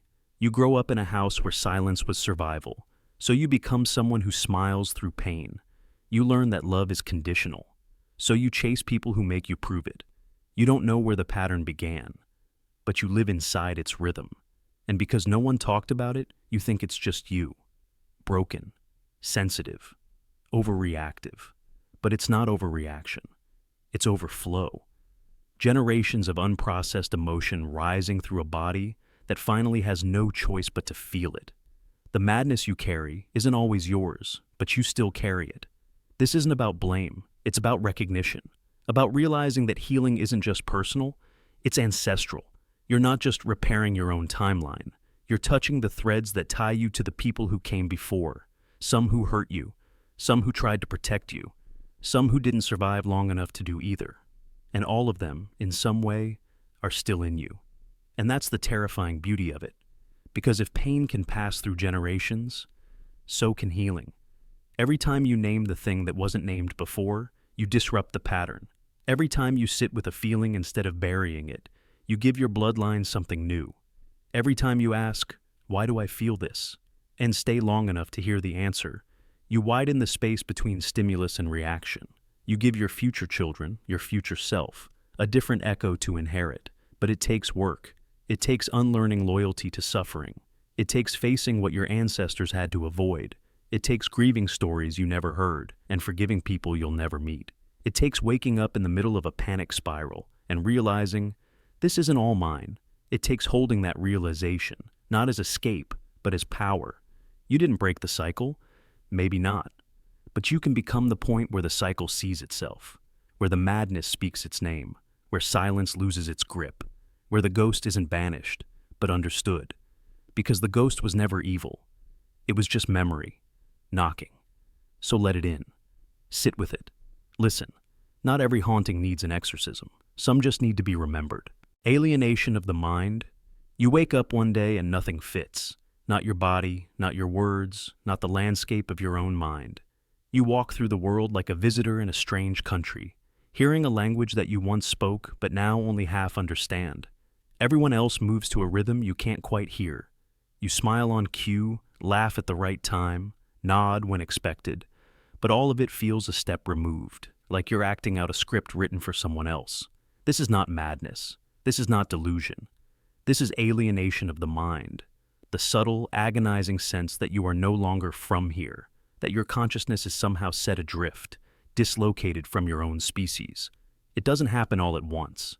Sometimes it's born in trauma, a moment when something shatters inside you and the world becomes unreachable. Sometimes it's a slow drift, the result of watching too much, feeling too much, asking questions no one else seems to ask.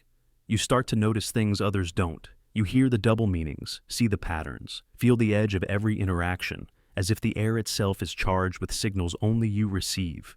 It makes you alert, hyper-aware, but also impossibly alone. Because no matter how well you translate your experience, it feels as if you're broadcasting on a frequency nobody else tunes into. You watch your friends, your family, the strangers in coffee shops or crowded streets. They talk about their lives, their routines, their little rituals. You nod, you contribute, you mimic the surface. But beneath it all, there's a silence, an aching sense that the story you're living is not the one you're supposed to be in. There's an invisible window between you and everyone else. You press your hand against it, feel the cool glass, but the world on the other side doesn't press back. Sometimes you try to describe it, but the words slip away. You say, "I feel distant, I feel off, I don't belong." People respond with advice. Just be yourself. You're overthinking. You're not alone. But the answers bounce off the glass. They mean well, but they don't understand. They think alienation is just loneliness, just a mood, just a passing phase. But it isn't.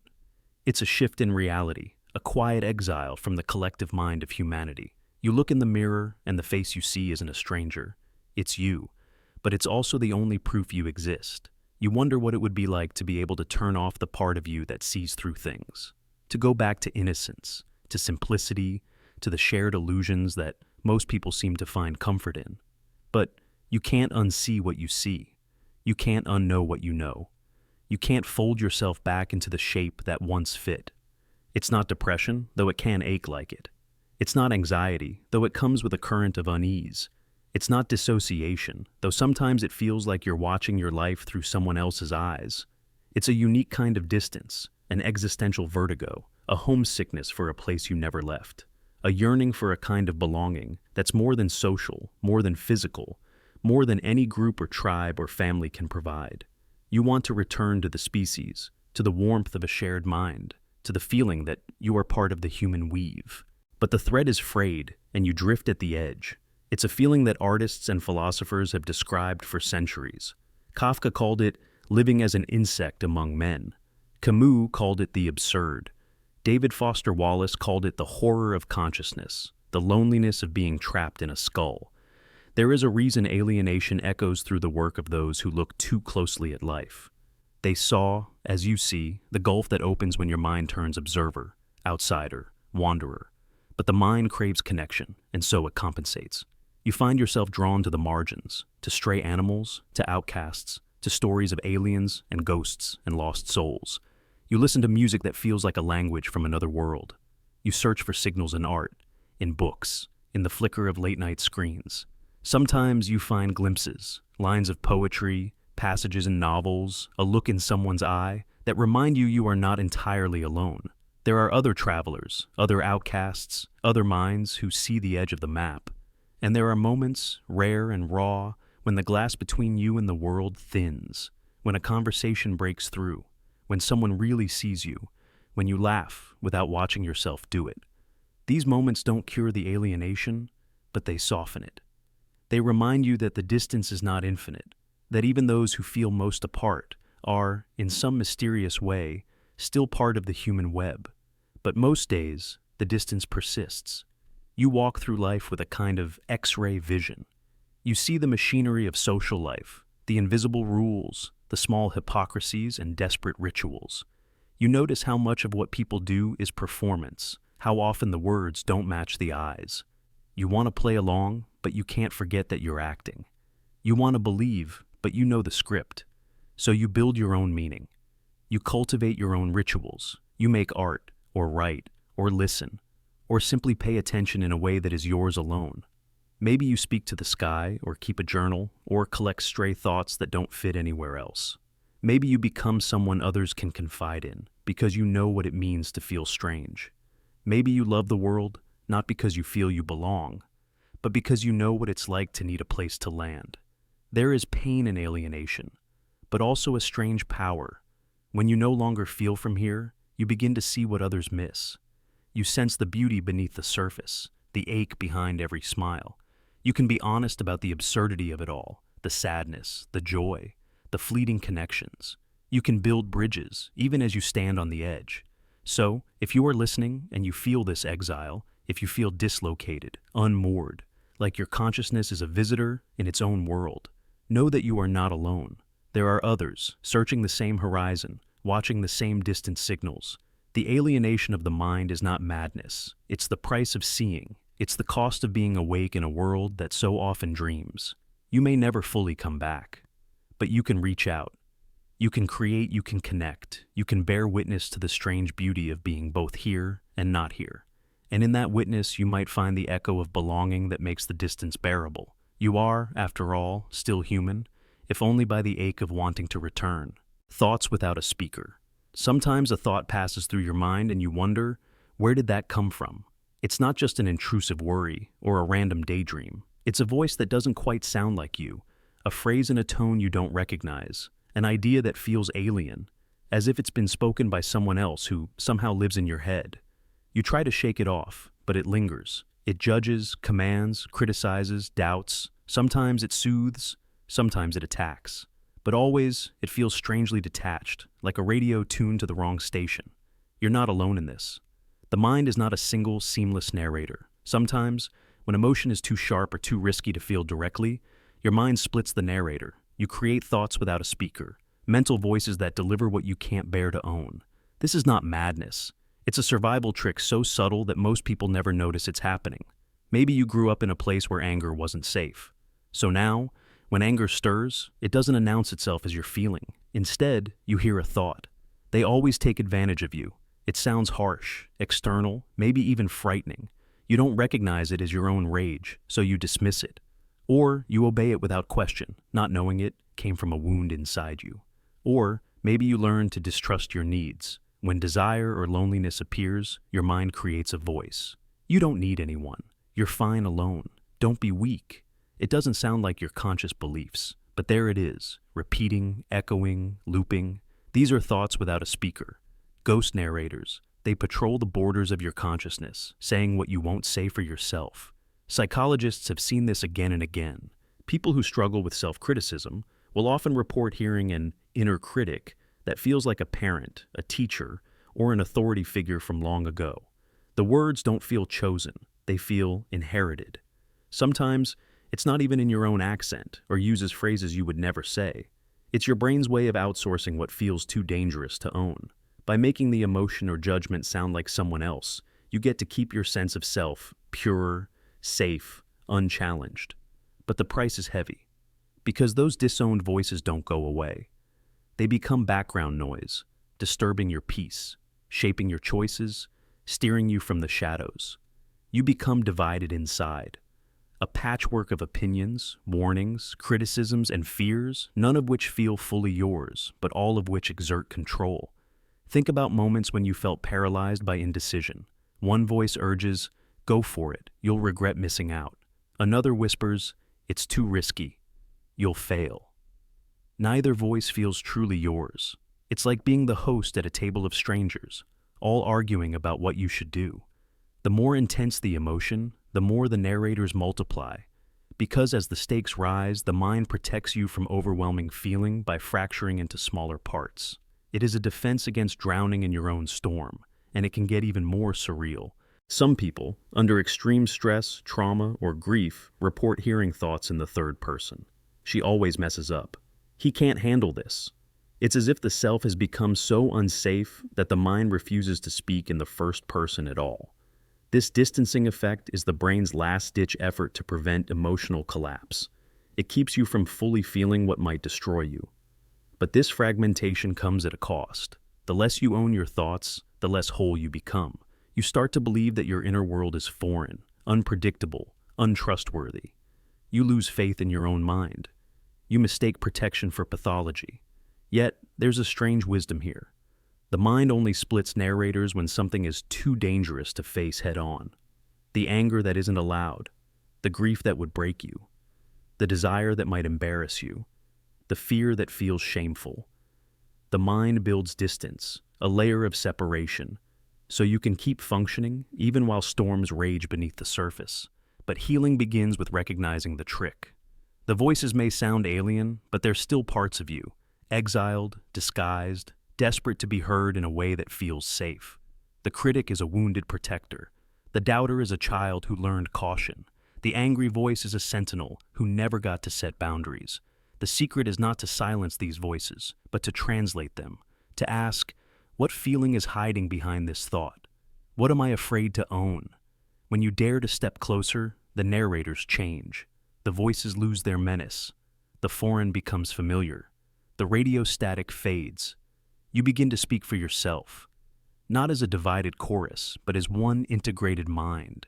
You find the courage to feel your feelings in the first person, to say, I am angry, instead of hearing, they always do this to you, to say, I want help, instead of hearing, only weak people need comfort. You reclaim your story. You become the speaker, not just the audience. So, the next time you hear a thought that doesn't sound like you, pause. Listen. Ask, what am I afraid to feel right now? Whose voice is this, really? What truth am I keeping at arm's length? Because in the end, there are no thoughts without a speaker.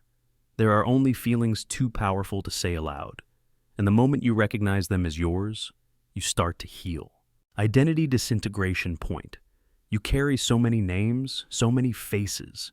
You wake up as one person, and by sunset, you've become a dozen more.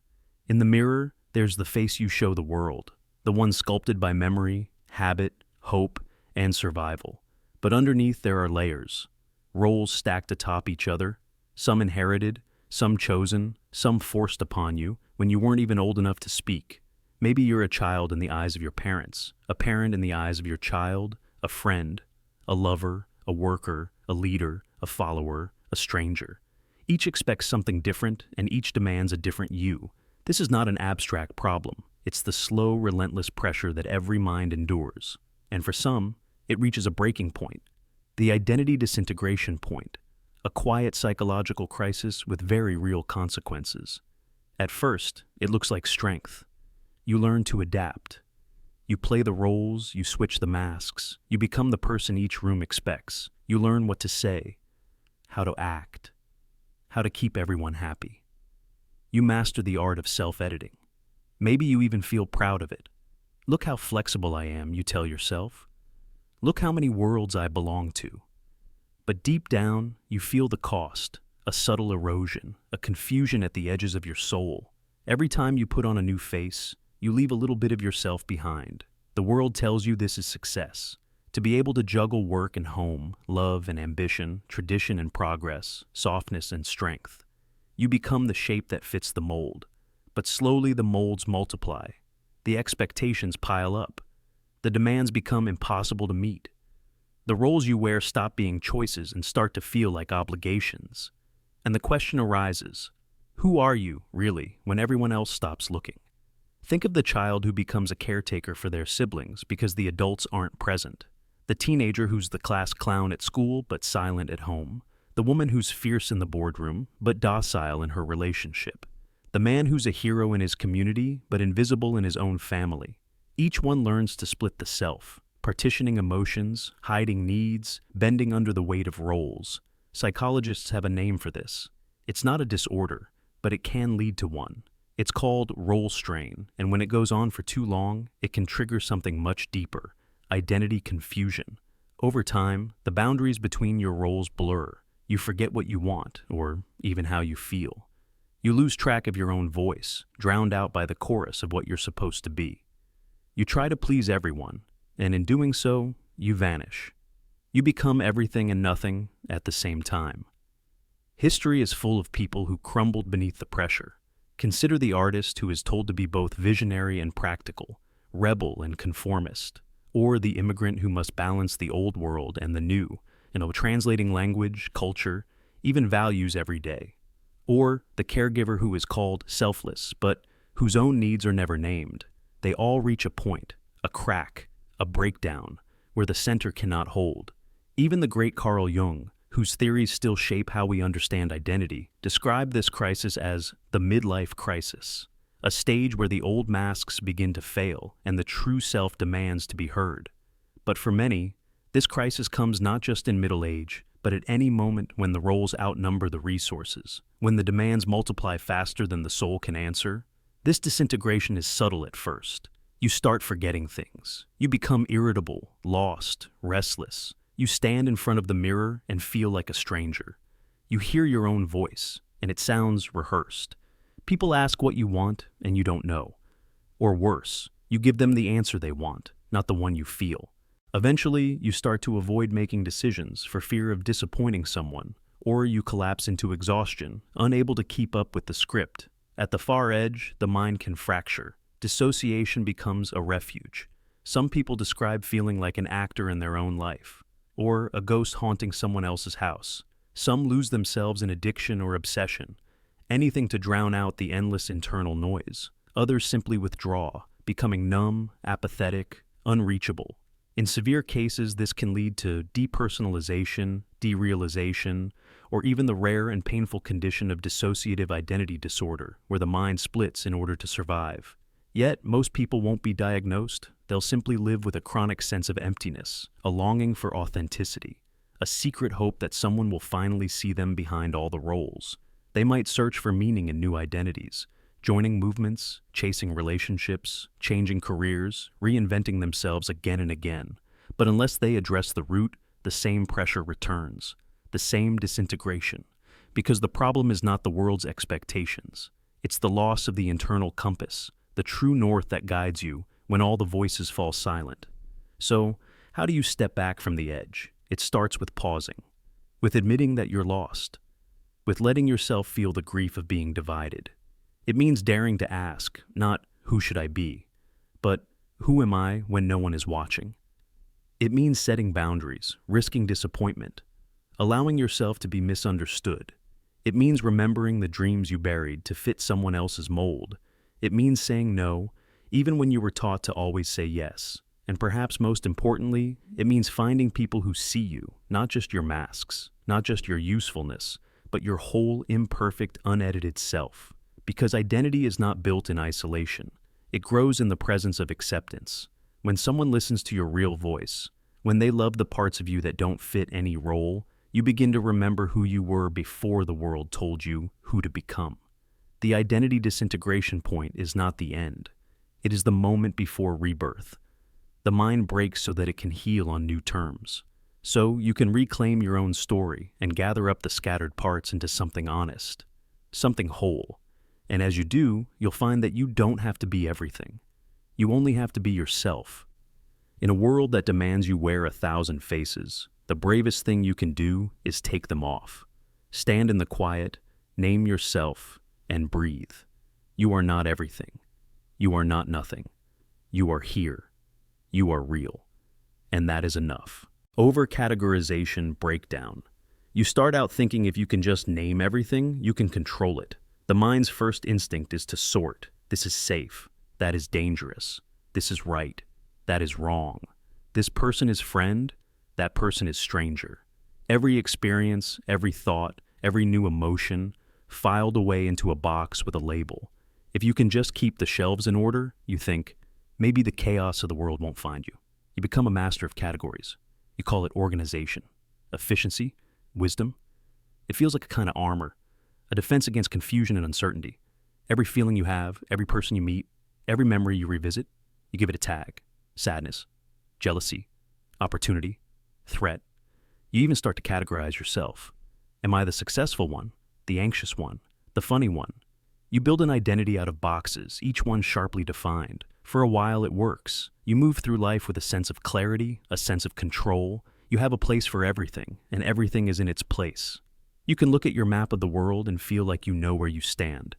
But then, something shifts. Life refuses to stay sorted.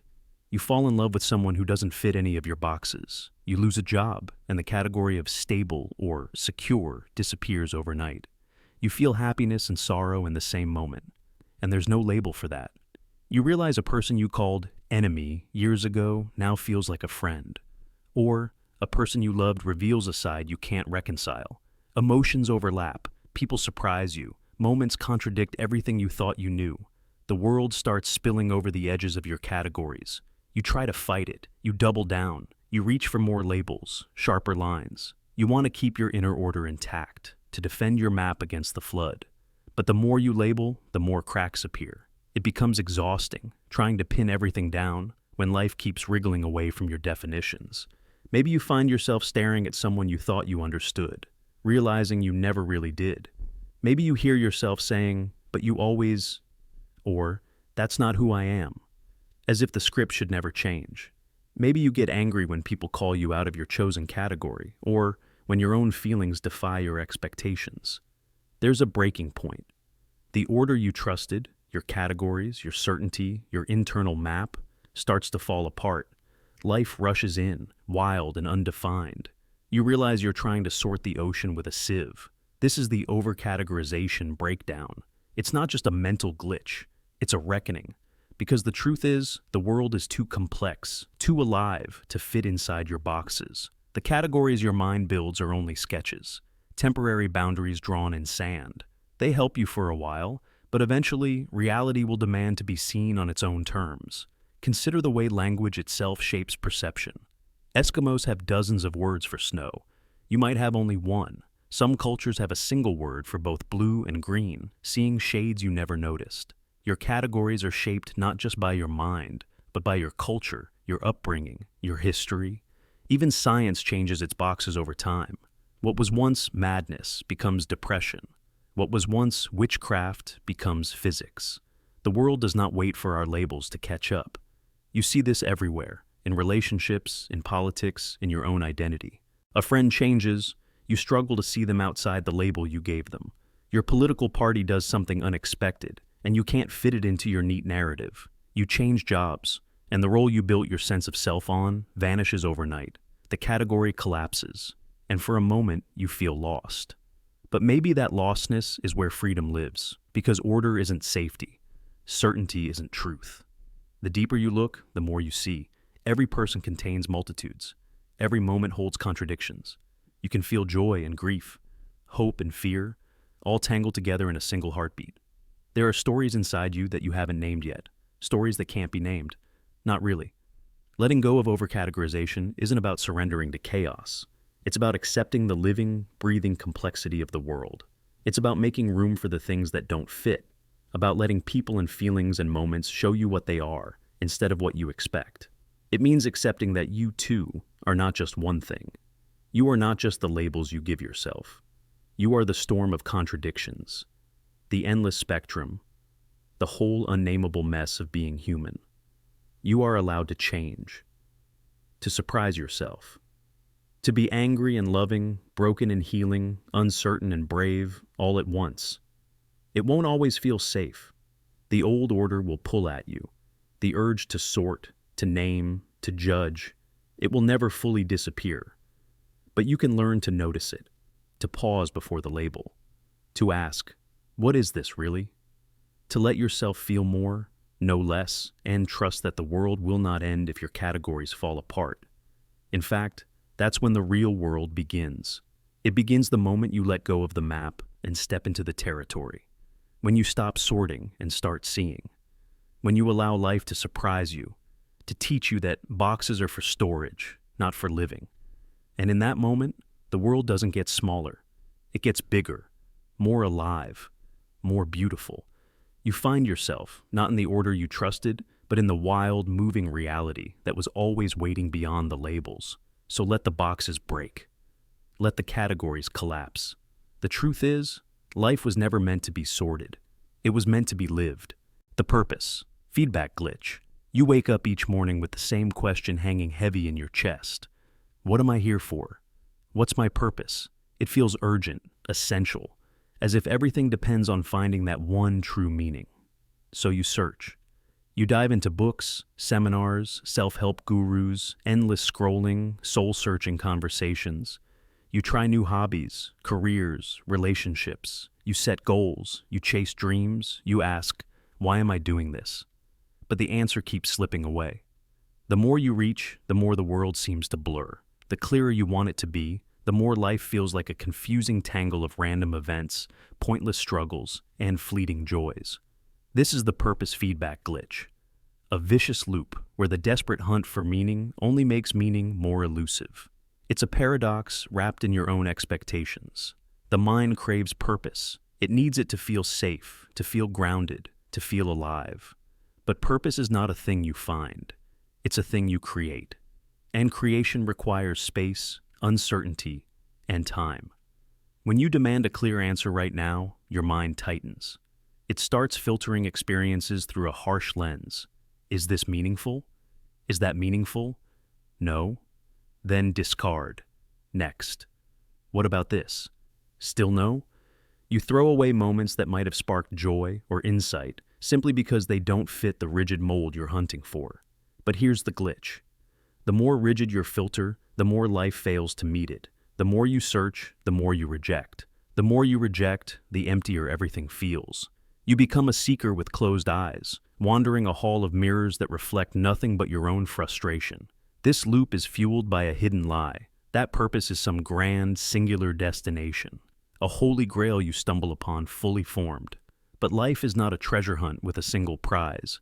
It's a winding path made of small meanings stitched together. Purpose emerges in moments of connection, creativity, kindness, struggle, and even failure. It's fluid, shifting, personal.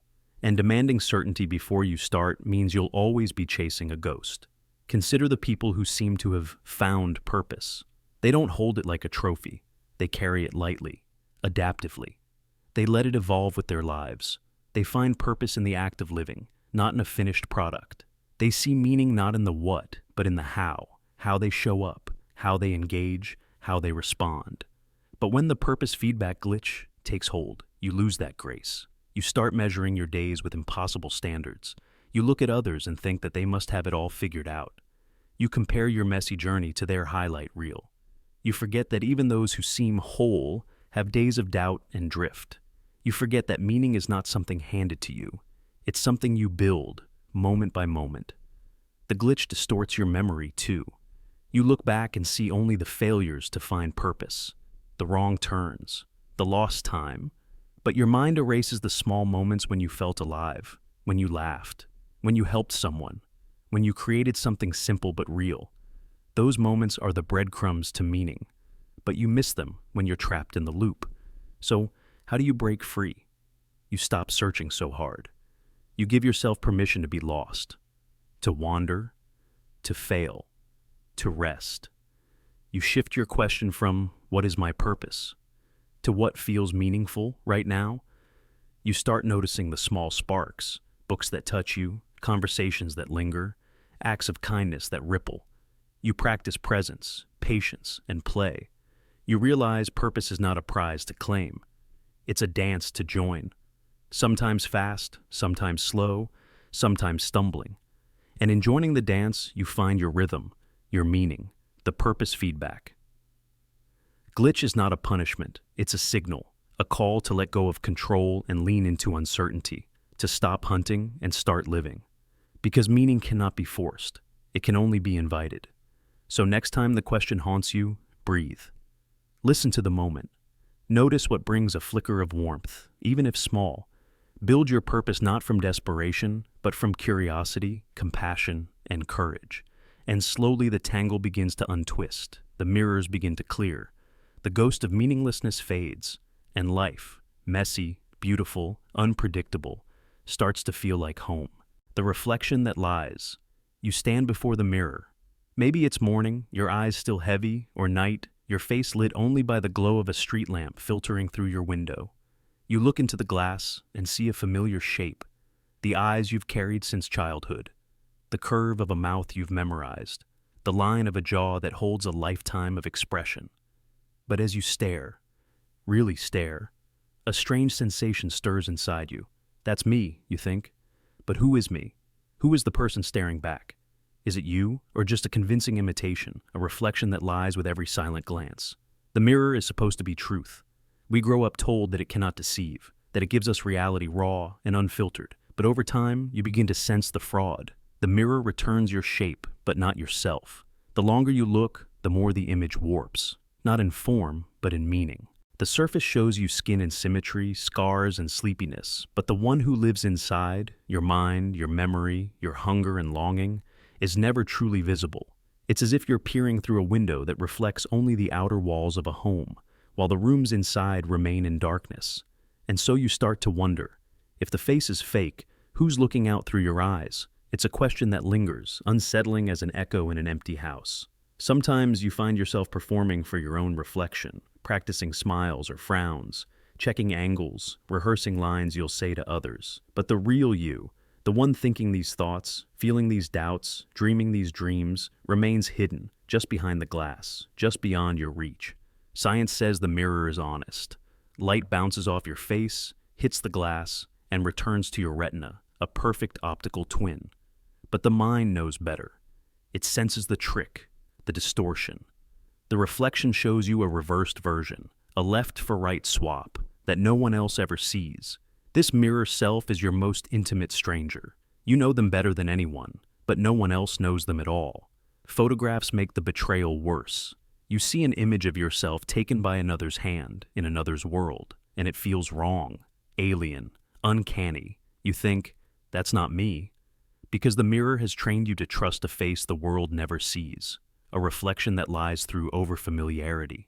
This unease deepens in those moments of self-doubt. You look into the mirror searching for answers. Am I strong enough? Am I changing? Am I enough? But all you find is flesh and bone, a mask for the questions the mind can never show. You search for evidence of the soul, some flicker of the real self. But the mirror is mute. It gives you what you expect, a surface, a performance. And yet, the mirror is a stage for existential crisis. There are names for this sensation: derealization, depersonalization, the sudden, hollow feeling that you are not quite real, that your body is a costume, that the person in the mirror is an actor wearing your face. You study your own eyes and wonder, is anyone really there? Artists and writers have long been haunted by this reflection. Sylvia Plath called the mirror unmisted by love or dislike. Oscar Wilde wrote of Dorian Gray, who traded his soul for the eternal beauty of a portrait, only to lose all sense of self. In myths, mirrors are portals to other worlds, traps for spirits, windows to the soul's hidden twin. But what if the biggest lie is not in the glass, but in our belief that the self can't ever be fully seen? The mind, after all, is not an object. It is a storm, a swirl of thoughts, emotions, memories, hopes, and fears. The mirror shows only the vessel, never the weather inside. Some nights, you may find yourself staring into the mirror, hoping to catch a glimpse of the one who lives behind your eyes. You watch for a spark, a sudden movement, something that says, "Here I am real, I am more than a face." But the mirror offers only silence, and yet, you persist. You keep searching, because there is a longing, a need to be seen even by yourself. To know that the person you carry through the world is not just a projection, but a presence. That the I behind your thoughts is more than a shadow on glass. Sometimes, late at night or in moments of exhaustion, the disconnect grows sharp. You wonder if you've ever truly been seen, even by the people closest to you. You wonder if you've ever truly seen yourself. The world knows your face, your habits, your laughter and rage, but who knows the watcher inside, the silent self who witnesses it all? This is the reflection that lies, not because it twists your features, but because it convinces you that the self is simple, easy, just a face in the crowd. It seduces you with the comfort of surface and hides the depth of your being in the shadows. But there is another way to look. To stand before the mirror not in search of proof or performance, but in curiosity. To acknowledge the strangeness, the mystery of being a mind in a body, a self behind a face. To realize that the reflection is both you and not you. That the I looking out is a story, a spark, a process that cannot be captured in glass. Maybe the mirror lies because it must, because the truth of self is too wild to fit inside a frame. Maybe the face is just a doorway, and the real you is the one who asks again and again, who is looking out through my eyes? And in that question, you are more real than any reflection could ever show. The cosmic fear filter. There's a moment, maybe late at night, maybe in an empty room, maybe staring up at a black and endless sky, where the world suddenly feels hollow. Space opens up around you. Not the comforting space of possibility, but the cold, echoing void where something should be. You look for safety and see only distance. You listen for comfort and hear only silence. But the silence isn't empty. It pulses. It hums with meaning that isn't there. Your heart pounds, your skin crawls, a shiver moves through you. What was once neutral, quiet, darkness, open air, now feels hostile. Every inch of space, every pause in sound becomes suspicious. The world isn't safe. It's vast, and vastness to your trembling mind is terrifying. This is the cosmic fear filter, a shift in perception so subtle you hardly notice until you can't remember what trust felt like. The mind, designed to detect danger, becomes too alert, hypervigilant. It flips the lens. Now you see the world not as home, but as a threat. The cosmic becomes chaotic. Every shadow conceals menace. Every silence is a scream. You weren't always this way. Once, the world was filled with small wonders, a sunbeam across the floor, the weight of a hand in yours, the hush of evening rain. Space meant freedom. Silence meant rest. But fear rewires you. A shock, a loss, a betrayal, a night that lasted too long. Something presses the emergency button deep in your brain. The amygdala takes over. It doesn't want truth. It wants survival. Suddenly, the cosmic expanse isn't beautiful. It's dangerous. So you scan the horizon. You watch for threats that aren't there. You listen for the unspoken, the invisible, the imaginary. The wind becomes a warning. The quiet between words becomes judgment. The darkness in your room becomes the memory of every fear you've ever known. Insanity isn't always chaos. Sometimes it's just this: the mind mistaking openness for danger, building meaning where none exists, filling the void with terror just to feel prepared. The cosmic fear filter is what happens when the imagination turns against itself. Think about all the stories we tell to explain away silence: ghosts, monsters, gods, conspiracies, curses. Humans cannot abide the blank page. We fill the space, even if it's with fear, because at least fear is something.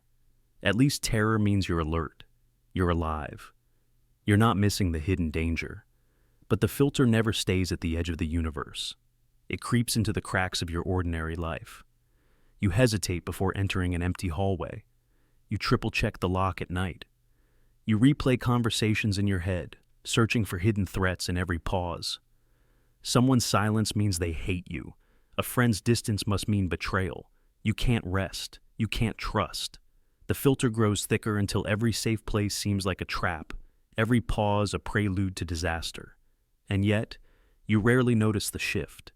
Fear is subtle. It whispers, not shouts. It paints the world in shades of suspicion and waits for you to call it wisdom. But the cost is immense, because the longer you live with the cosmic fear filter, the more real the danger feels. You can't remember what it was like to look at empty space and feel awe instead of dread. You forget how to rest in silence. You lose the ability to trust the ordinary. Even your own body turns suspect. Your heart races at nothing. Your stomach drops for no reason. The background noise of existence becomes a low, insistent warning that never fades. And soon, you're exhausted. Not by real threats, but by the work of seeing the world through the lens of terror. This is not a personal failing. It is not weakness. It is the brain's last, desperate attempt to make sense of uncertainty. If you know where the danger is, you can prepare. If you suspect every shadow, you'll never be caught off guard. But this logic is a lie. The more you look for fear, the more you find it. The filter becomes your world. But it's not the only world. Beneath the terror, beyond the static, there is still space for trust. It's fragile, yes, but it's real. Trust is the willingness to believe that not every silence is a scream. That space can be safety. That the universe, in all its indifferent vastness, is not out to get you. Trust is not naivety. It's the decision to live without the filter, to risk awe, to accept that sometimes the world is just quiet, that sometimes there is nothing hiding in the dark but your own breath. The mind can break 1,000 ways, and sometimes terror blooms simply because the alternative, uncertainty, vulnerability, hope, is too raw. But if you want to heal, you must begin to let the filter go, to challenge the logic of fear, to look up at the cosmic dark and see a mystery, not a menace. And yes, it's hard. It's slow. It requires courage and patience and the willingness to be wrong about the danger. But every time you choose trust over terror, every time you see silence as rest, not a warning, the filter thins. The world grows softer. The stars return. And for a moment, the universe is not screaming. It is simply waiting, quietly, for you to see it as it is. Thought disintegration cascade. It starts so small, almost nothing, a single thought, off-key, strange, or simply out of place. You might not even notice it at first. Maybe it's a fear, a suspicion, a flash of paranoia, a doubt that lingers longer than it should. But in that quiet moment, something inside you tilts. A new idea takes root, not just alongside your others, but at the very foundation. And you have no idea that you're about to become the architect of your own unraveling. This is the thought disintegration cascade, the slow, devastating process where one cracked idea begins to warp everything you think, until your mind becomes a hall of mirrors and reality bends to fit the fracture. The first thought is the most dangerous because it doesn't announce itself as madness. It can seem perfectly rational. What if my friends are talking about me behind my back? What if the food is poisoned? What if my memories are false? What if my partner doesn't really love me? What if I'm not safe? At first, you argue with it, push it aside, try to drown it in reason. But the mind, once exposed to a new idea, never returns to its previous shape. You begin to adapt, to account for the possibility. You pay more attention, searching for evidence, an awkward glance, a hesitation, a skipped heartbeat. The more you look, the more you find, because the human mind is a pattern-seeking machine, and once it's primed, it finds patterns everywhere. The doubt grows legs, it builds context, and soon you're not just thinking about the cracked idea, you're organizing your entire reality around it. Slowly your trust shifts. Maybe you avoid certain people. Maybe you replay conversations, dissecting every word for hidden meaning. Maybe you double-check doors, emails, your own memories. What began as a single doubt starts to infest your habits, your routines, your emotions. Like a hairline fracture in a windshield, the crack widens and spiderwebs outward, until the whole view is distorted. Others notice before you do. They might say you're being distant, distracted, tense. Maybe they try to reassure you, but you find their comfort suspicious. Why are they so eager for me to feel safe? What are they hiding? You hear yourself growing defensive, but now that the first doubt is inside, reason can't silence it. In fact, reason itself starts to serve the crack. You rationalize the suspicion, you justify the paranoia, you bend the facts to fit the fracture, because if you admit it's irrational, then you have to face the fear of being wrong, or worse, of losing control. And this is where the cascade begins, because every new thought now passes through the lens of the first crack. Small uncertainties become evidence. Coincidences become conspiracies. Gaps in memory become proof of sabotage. The mind loses its original structure and builds new scaffolding, one that leans and then lurches in the direction of madness. Your world shrinks. You trust less. You fear more. Even joy gets filtered. Why am I happy? Did I miss something? Am I being set up? Eventually, the entire system of your beliefs becomes bent around the fracture. The way you think, the way you feel, the way you remember and plan and judge, everything is now a reaction to that original crack. This is not just paranoia, or obsession, or delusion. It's the brain's desperate attempt to maintain coherence in the face of confusion. The cracked thought won't leave, so everything else rearranges itself, seeking a new balance. But that new balance is warped. What once felt like certainty now feels like walking on ice. Every step, every word, every breath subject to scrutiny. Examples are everywhere. The genius mathematician who becomes convinced their work is being sabotaged, rearranging years of research around invisible enemies. The partner who becomes fixated on infidelity, seeing signs in every silence, every glance, every delayed text. The parent who becomes terrified of contamination, reorganizing family life around endless cleaning and suspicion. Each begins with a single, almost invisible fracture and ends with a mind remade in its image. This is how madness wears itself like a map. Lines and shapes that once charted hope, love, ambition, now root themselves endlessly back to doubt and danger. The longer the cascade goes on, the harder it is to remember what reality felt like before the crack. The past itself is rewritten. The future seems impossible. You feel trapped inside a maze that you built yourself, but have forgotten the plan for escaping. Is there a way back? Sometimes, yes. Sometimes, with care and help, a mind can recognize the crack and begin to rebuild, piece by piece, trusting others to help mark out what's real. But it takes humility and courage and the painful act of questioning every new belief that arises from the fracture. It takes surrendering the illusion of certainty and accepting that some doubts will never be resolved, but they also do not deserve to rule your life. If you ever feel the first crack, don't ignore it. Don't feed it. Notice it. Speak it out loud to someone you trust. Let in a little light, because the mind is fragile, but it is also resilient. With care, it can heal. With compassion, it can learn to spot the first signs of the cascade, and remember that one thought, no matter how strange, does not have to become the architect of your world. But left alone, a single cracked idea can pull reality apart, thread by thread, until the mind wears madness not as a wound, but as a second skin. The sensory deprivation theory. Imagine a world with no sound, no color, no touch, no taste, no movement, just blankness. Imagine you're drifting in total darkness, cut off from every sensation you once trusted. No footsteps, no whispers, no heartbeat echoing in your ear. For a while it feels like peace, a strange, silent peace. The world outside falls away. There's just you. And then, something strange happens. Your mind starts to reach for input, and when it finds nothing, it begins to invent. Flickers of light that aren't there.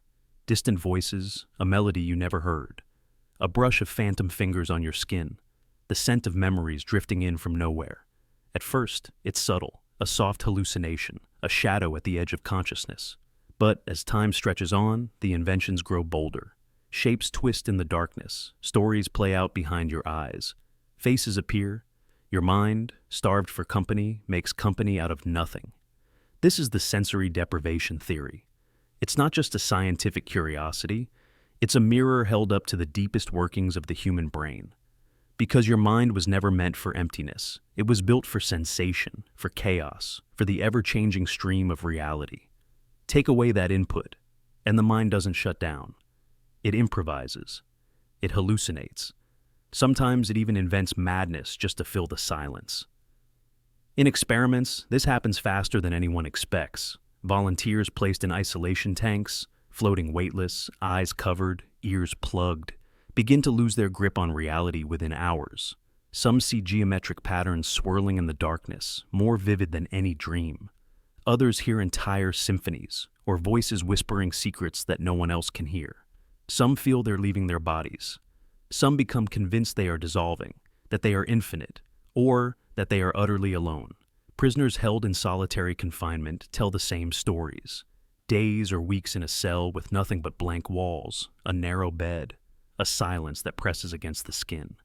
They speak of hallucinations so real they can taste them.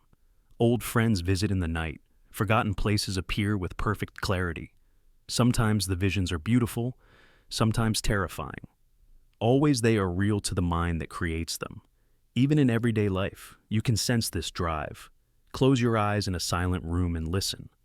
How long before your mind starts humming with old songs, with phantom noises, with memories that weren't knocking until you called them? The brain abhors a vacuum. It fills the gaps, connects the dots, creates story from static.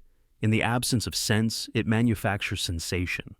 This is why darkness can feel alive, why silence can be louder than any scream, why, when left alone for long enough, even the sanest mind will start to blur the line between inside and outside, real and imagined. For some, these hallucinations become companions. The mind, desperate for connection, crafts voices, sometimes kind, sometimes cruel. For others, they are tormentors, reminders of the terrifying power of imagination, unbound by reality.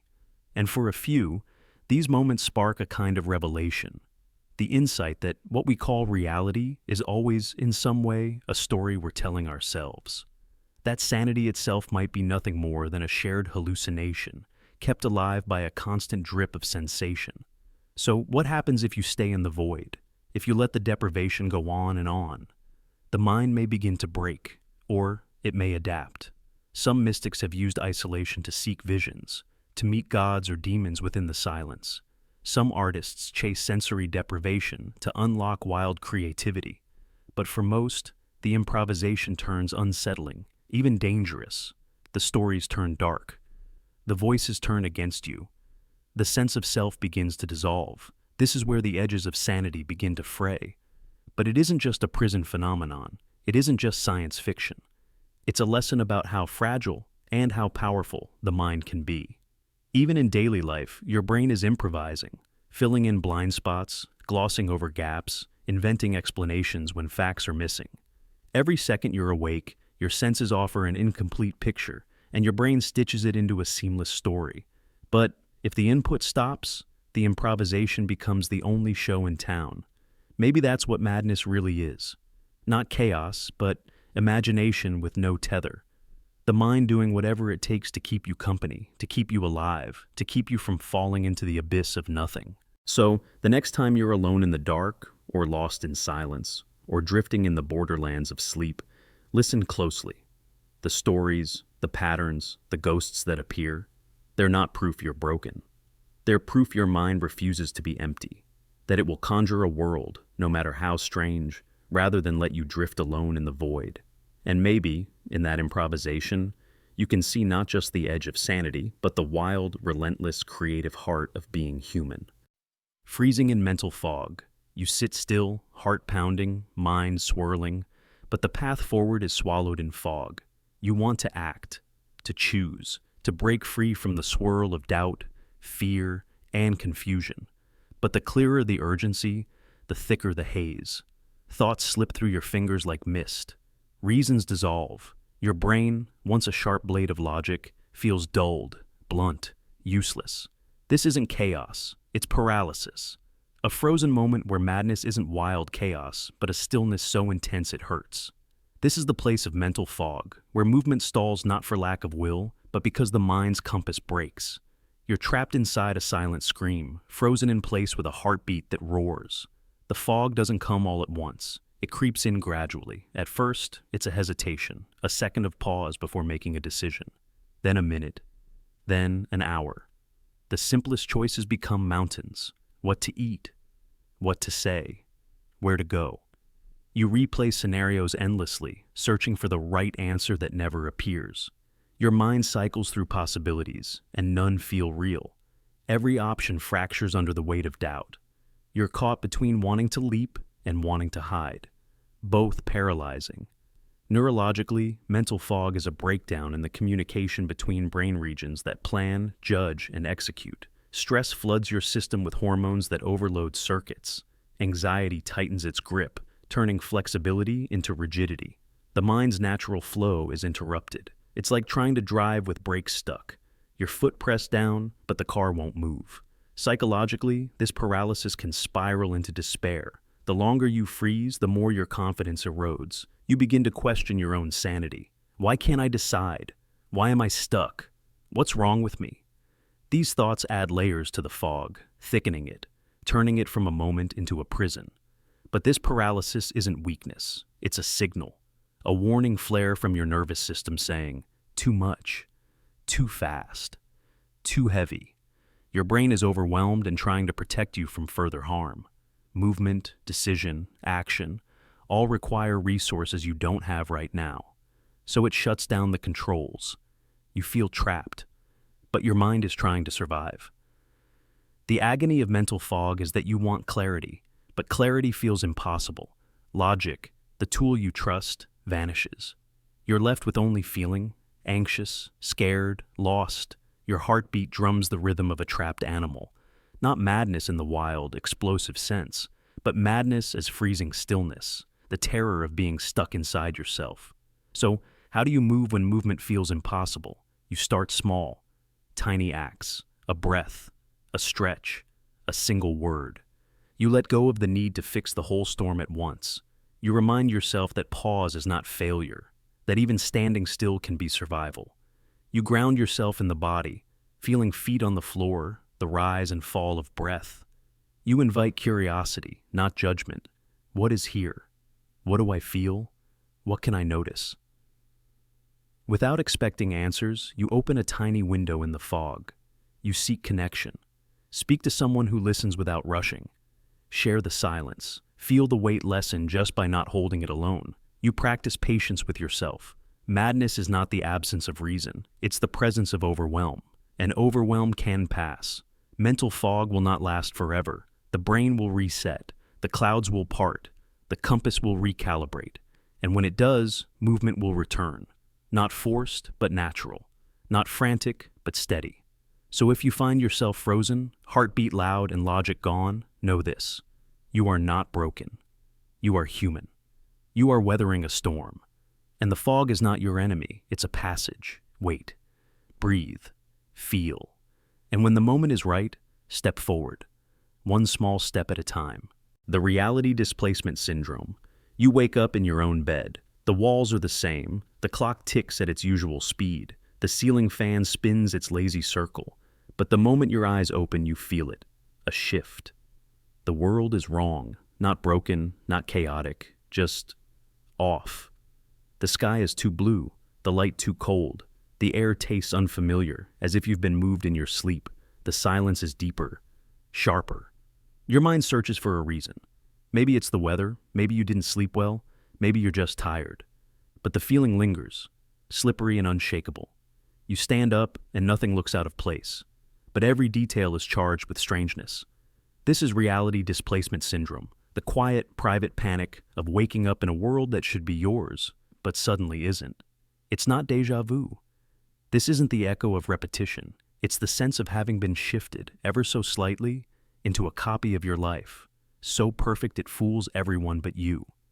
The books on the shelf, the sound of the kettle, the way sunlight drips through the window, all correct, all wrong. You touch the furniture, searching for proof, but your hands pass through solid wood and your mind refuses the evidence.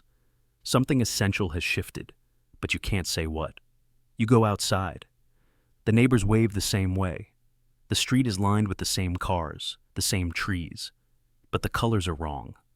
The air feels too thin, too dense, too alien to breathe. People talk to you, and you respond, but the words feel like they're coming from somewhere else. You watch your own mouth moving, hear your own voice echoing from across a gulf you can't cross.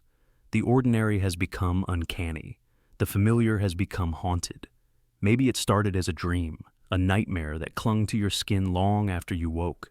Maybe it began with a loss, a heartbreak, an upheaval so profound that the world could never recover its old shape. Or maybe there's no cause at all, just the slow erosion of certainty, the creeping suspicion that something fundamental has been rearranged. You want to ask someone, do you feel it too? But the words sound absurd, childish. So you say nothing, and the distance between you and the world grows a little wider. Psychologists call this depersonalization, derealization, the mind's defense against pain or shock. But you know it's more than that. It's as if the rules of reality have shifted. A cosmic slip, a glitch in the simulation, a fork in the timeline. Somewhere your real life is still happening, and you're stuck in the echo. You test yourself. You try to recall the details of your past, the way your parents' voices sounded, the smell of your childhood home, the exact feel of your first heartbreak. The memories come, but they don't feel like yours. They're postcards from a world that's gone. You start to wonder, was it the world that changed, or was it you? Did you slip away in your sleep, or did the world tilt while you weren't looking? The syndrome follows you everywhere. At work, you move through your day in a fog of dislocation. The sound of typing, the rhythm of meetings, the taste of lunch. Each one slightly wrong, slightly artificial. Your friends laugh, and you laugh with them, but the joy doesn't land. You feel like you're watching from the audience, playing a part you never auditioned for. You begin to notice the little things, the way the light falls differently on the floor, the new crack in the wall, the strange feeling when you close your eyes. Maybe the world is changing, moment by moment, and only you can see it.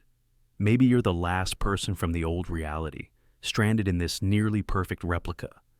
Or maybe you're simply waking up to how strange the world has always been. You try to force yourself back. You listen to old songs, eat favorite foods, retrace familiar routines. Sometimes the feeling passes, and for a moment, reality feels safe again. But then the displacement returns. Sometimes sharper, sometimes softer, always unsettling. You start to search for answers. Is this a symptom? A warning sign? You read about existential anxiety, about dissociation, about the brain's tricks for protecting itself from trauma. The explanations are tidy, clinical, unsatisfying, because what you're experiencing isn't just psychological, it's existential. The core of reality has shifted, and you're the only witness. This feeling isn't always frightening. Sometimes it brings clarity. In the space between you and the world, you see things differently. The habits of people, the patterns of nature, the rhythms of days, all stand out in sharper relief.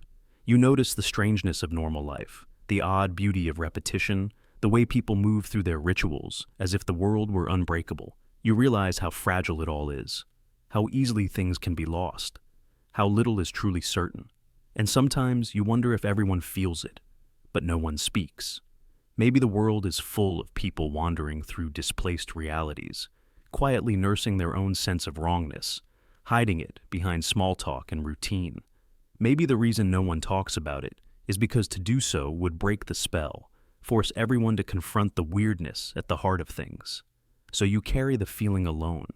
You move through your days as if in a lucid dream, performing the role of yourself, waiting for something. A sign, a shift, a return to the reality you once called home. Or, perhaps, with time, you learn to live with the displacement, to accept the strangeness as a companion rather than an enemy. And maybe, just maybe, you start to wonder, if reality has shifted, if nothing can be trusted, then maybe you are freer than you ever imagined.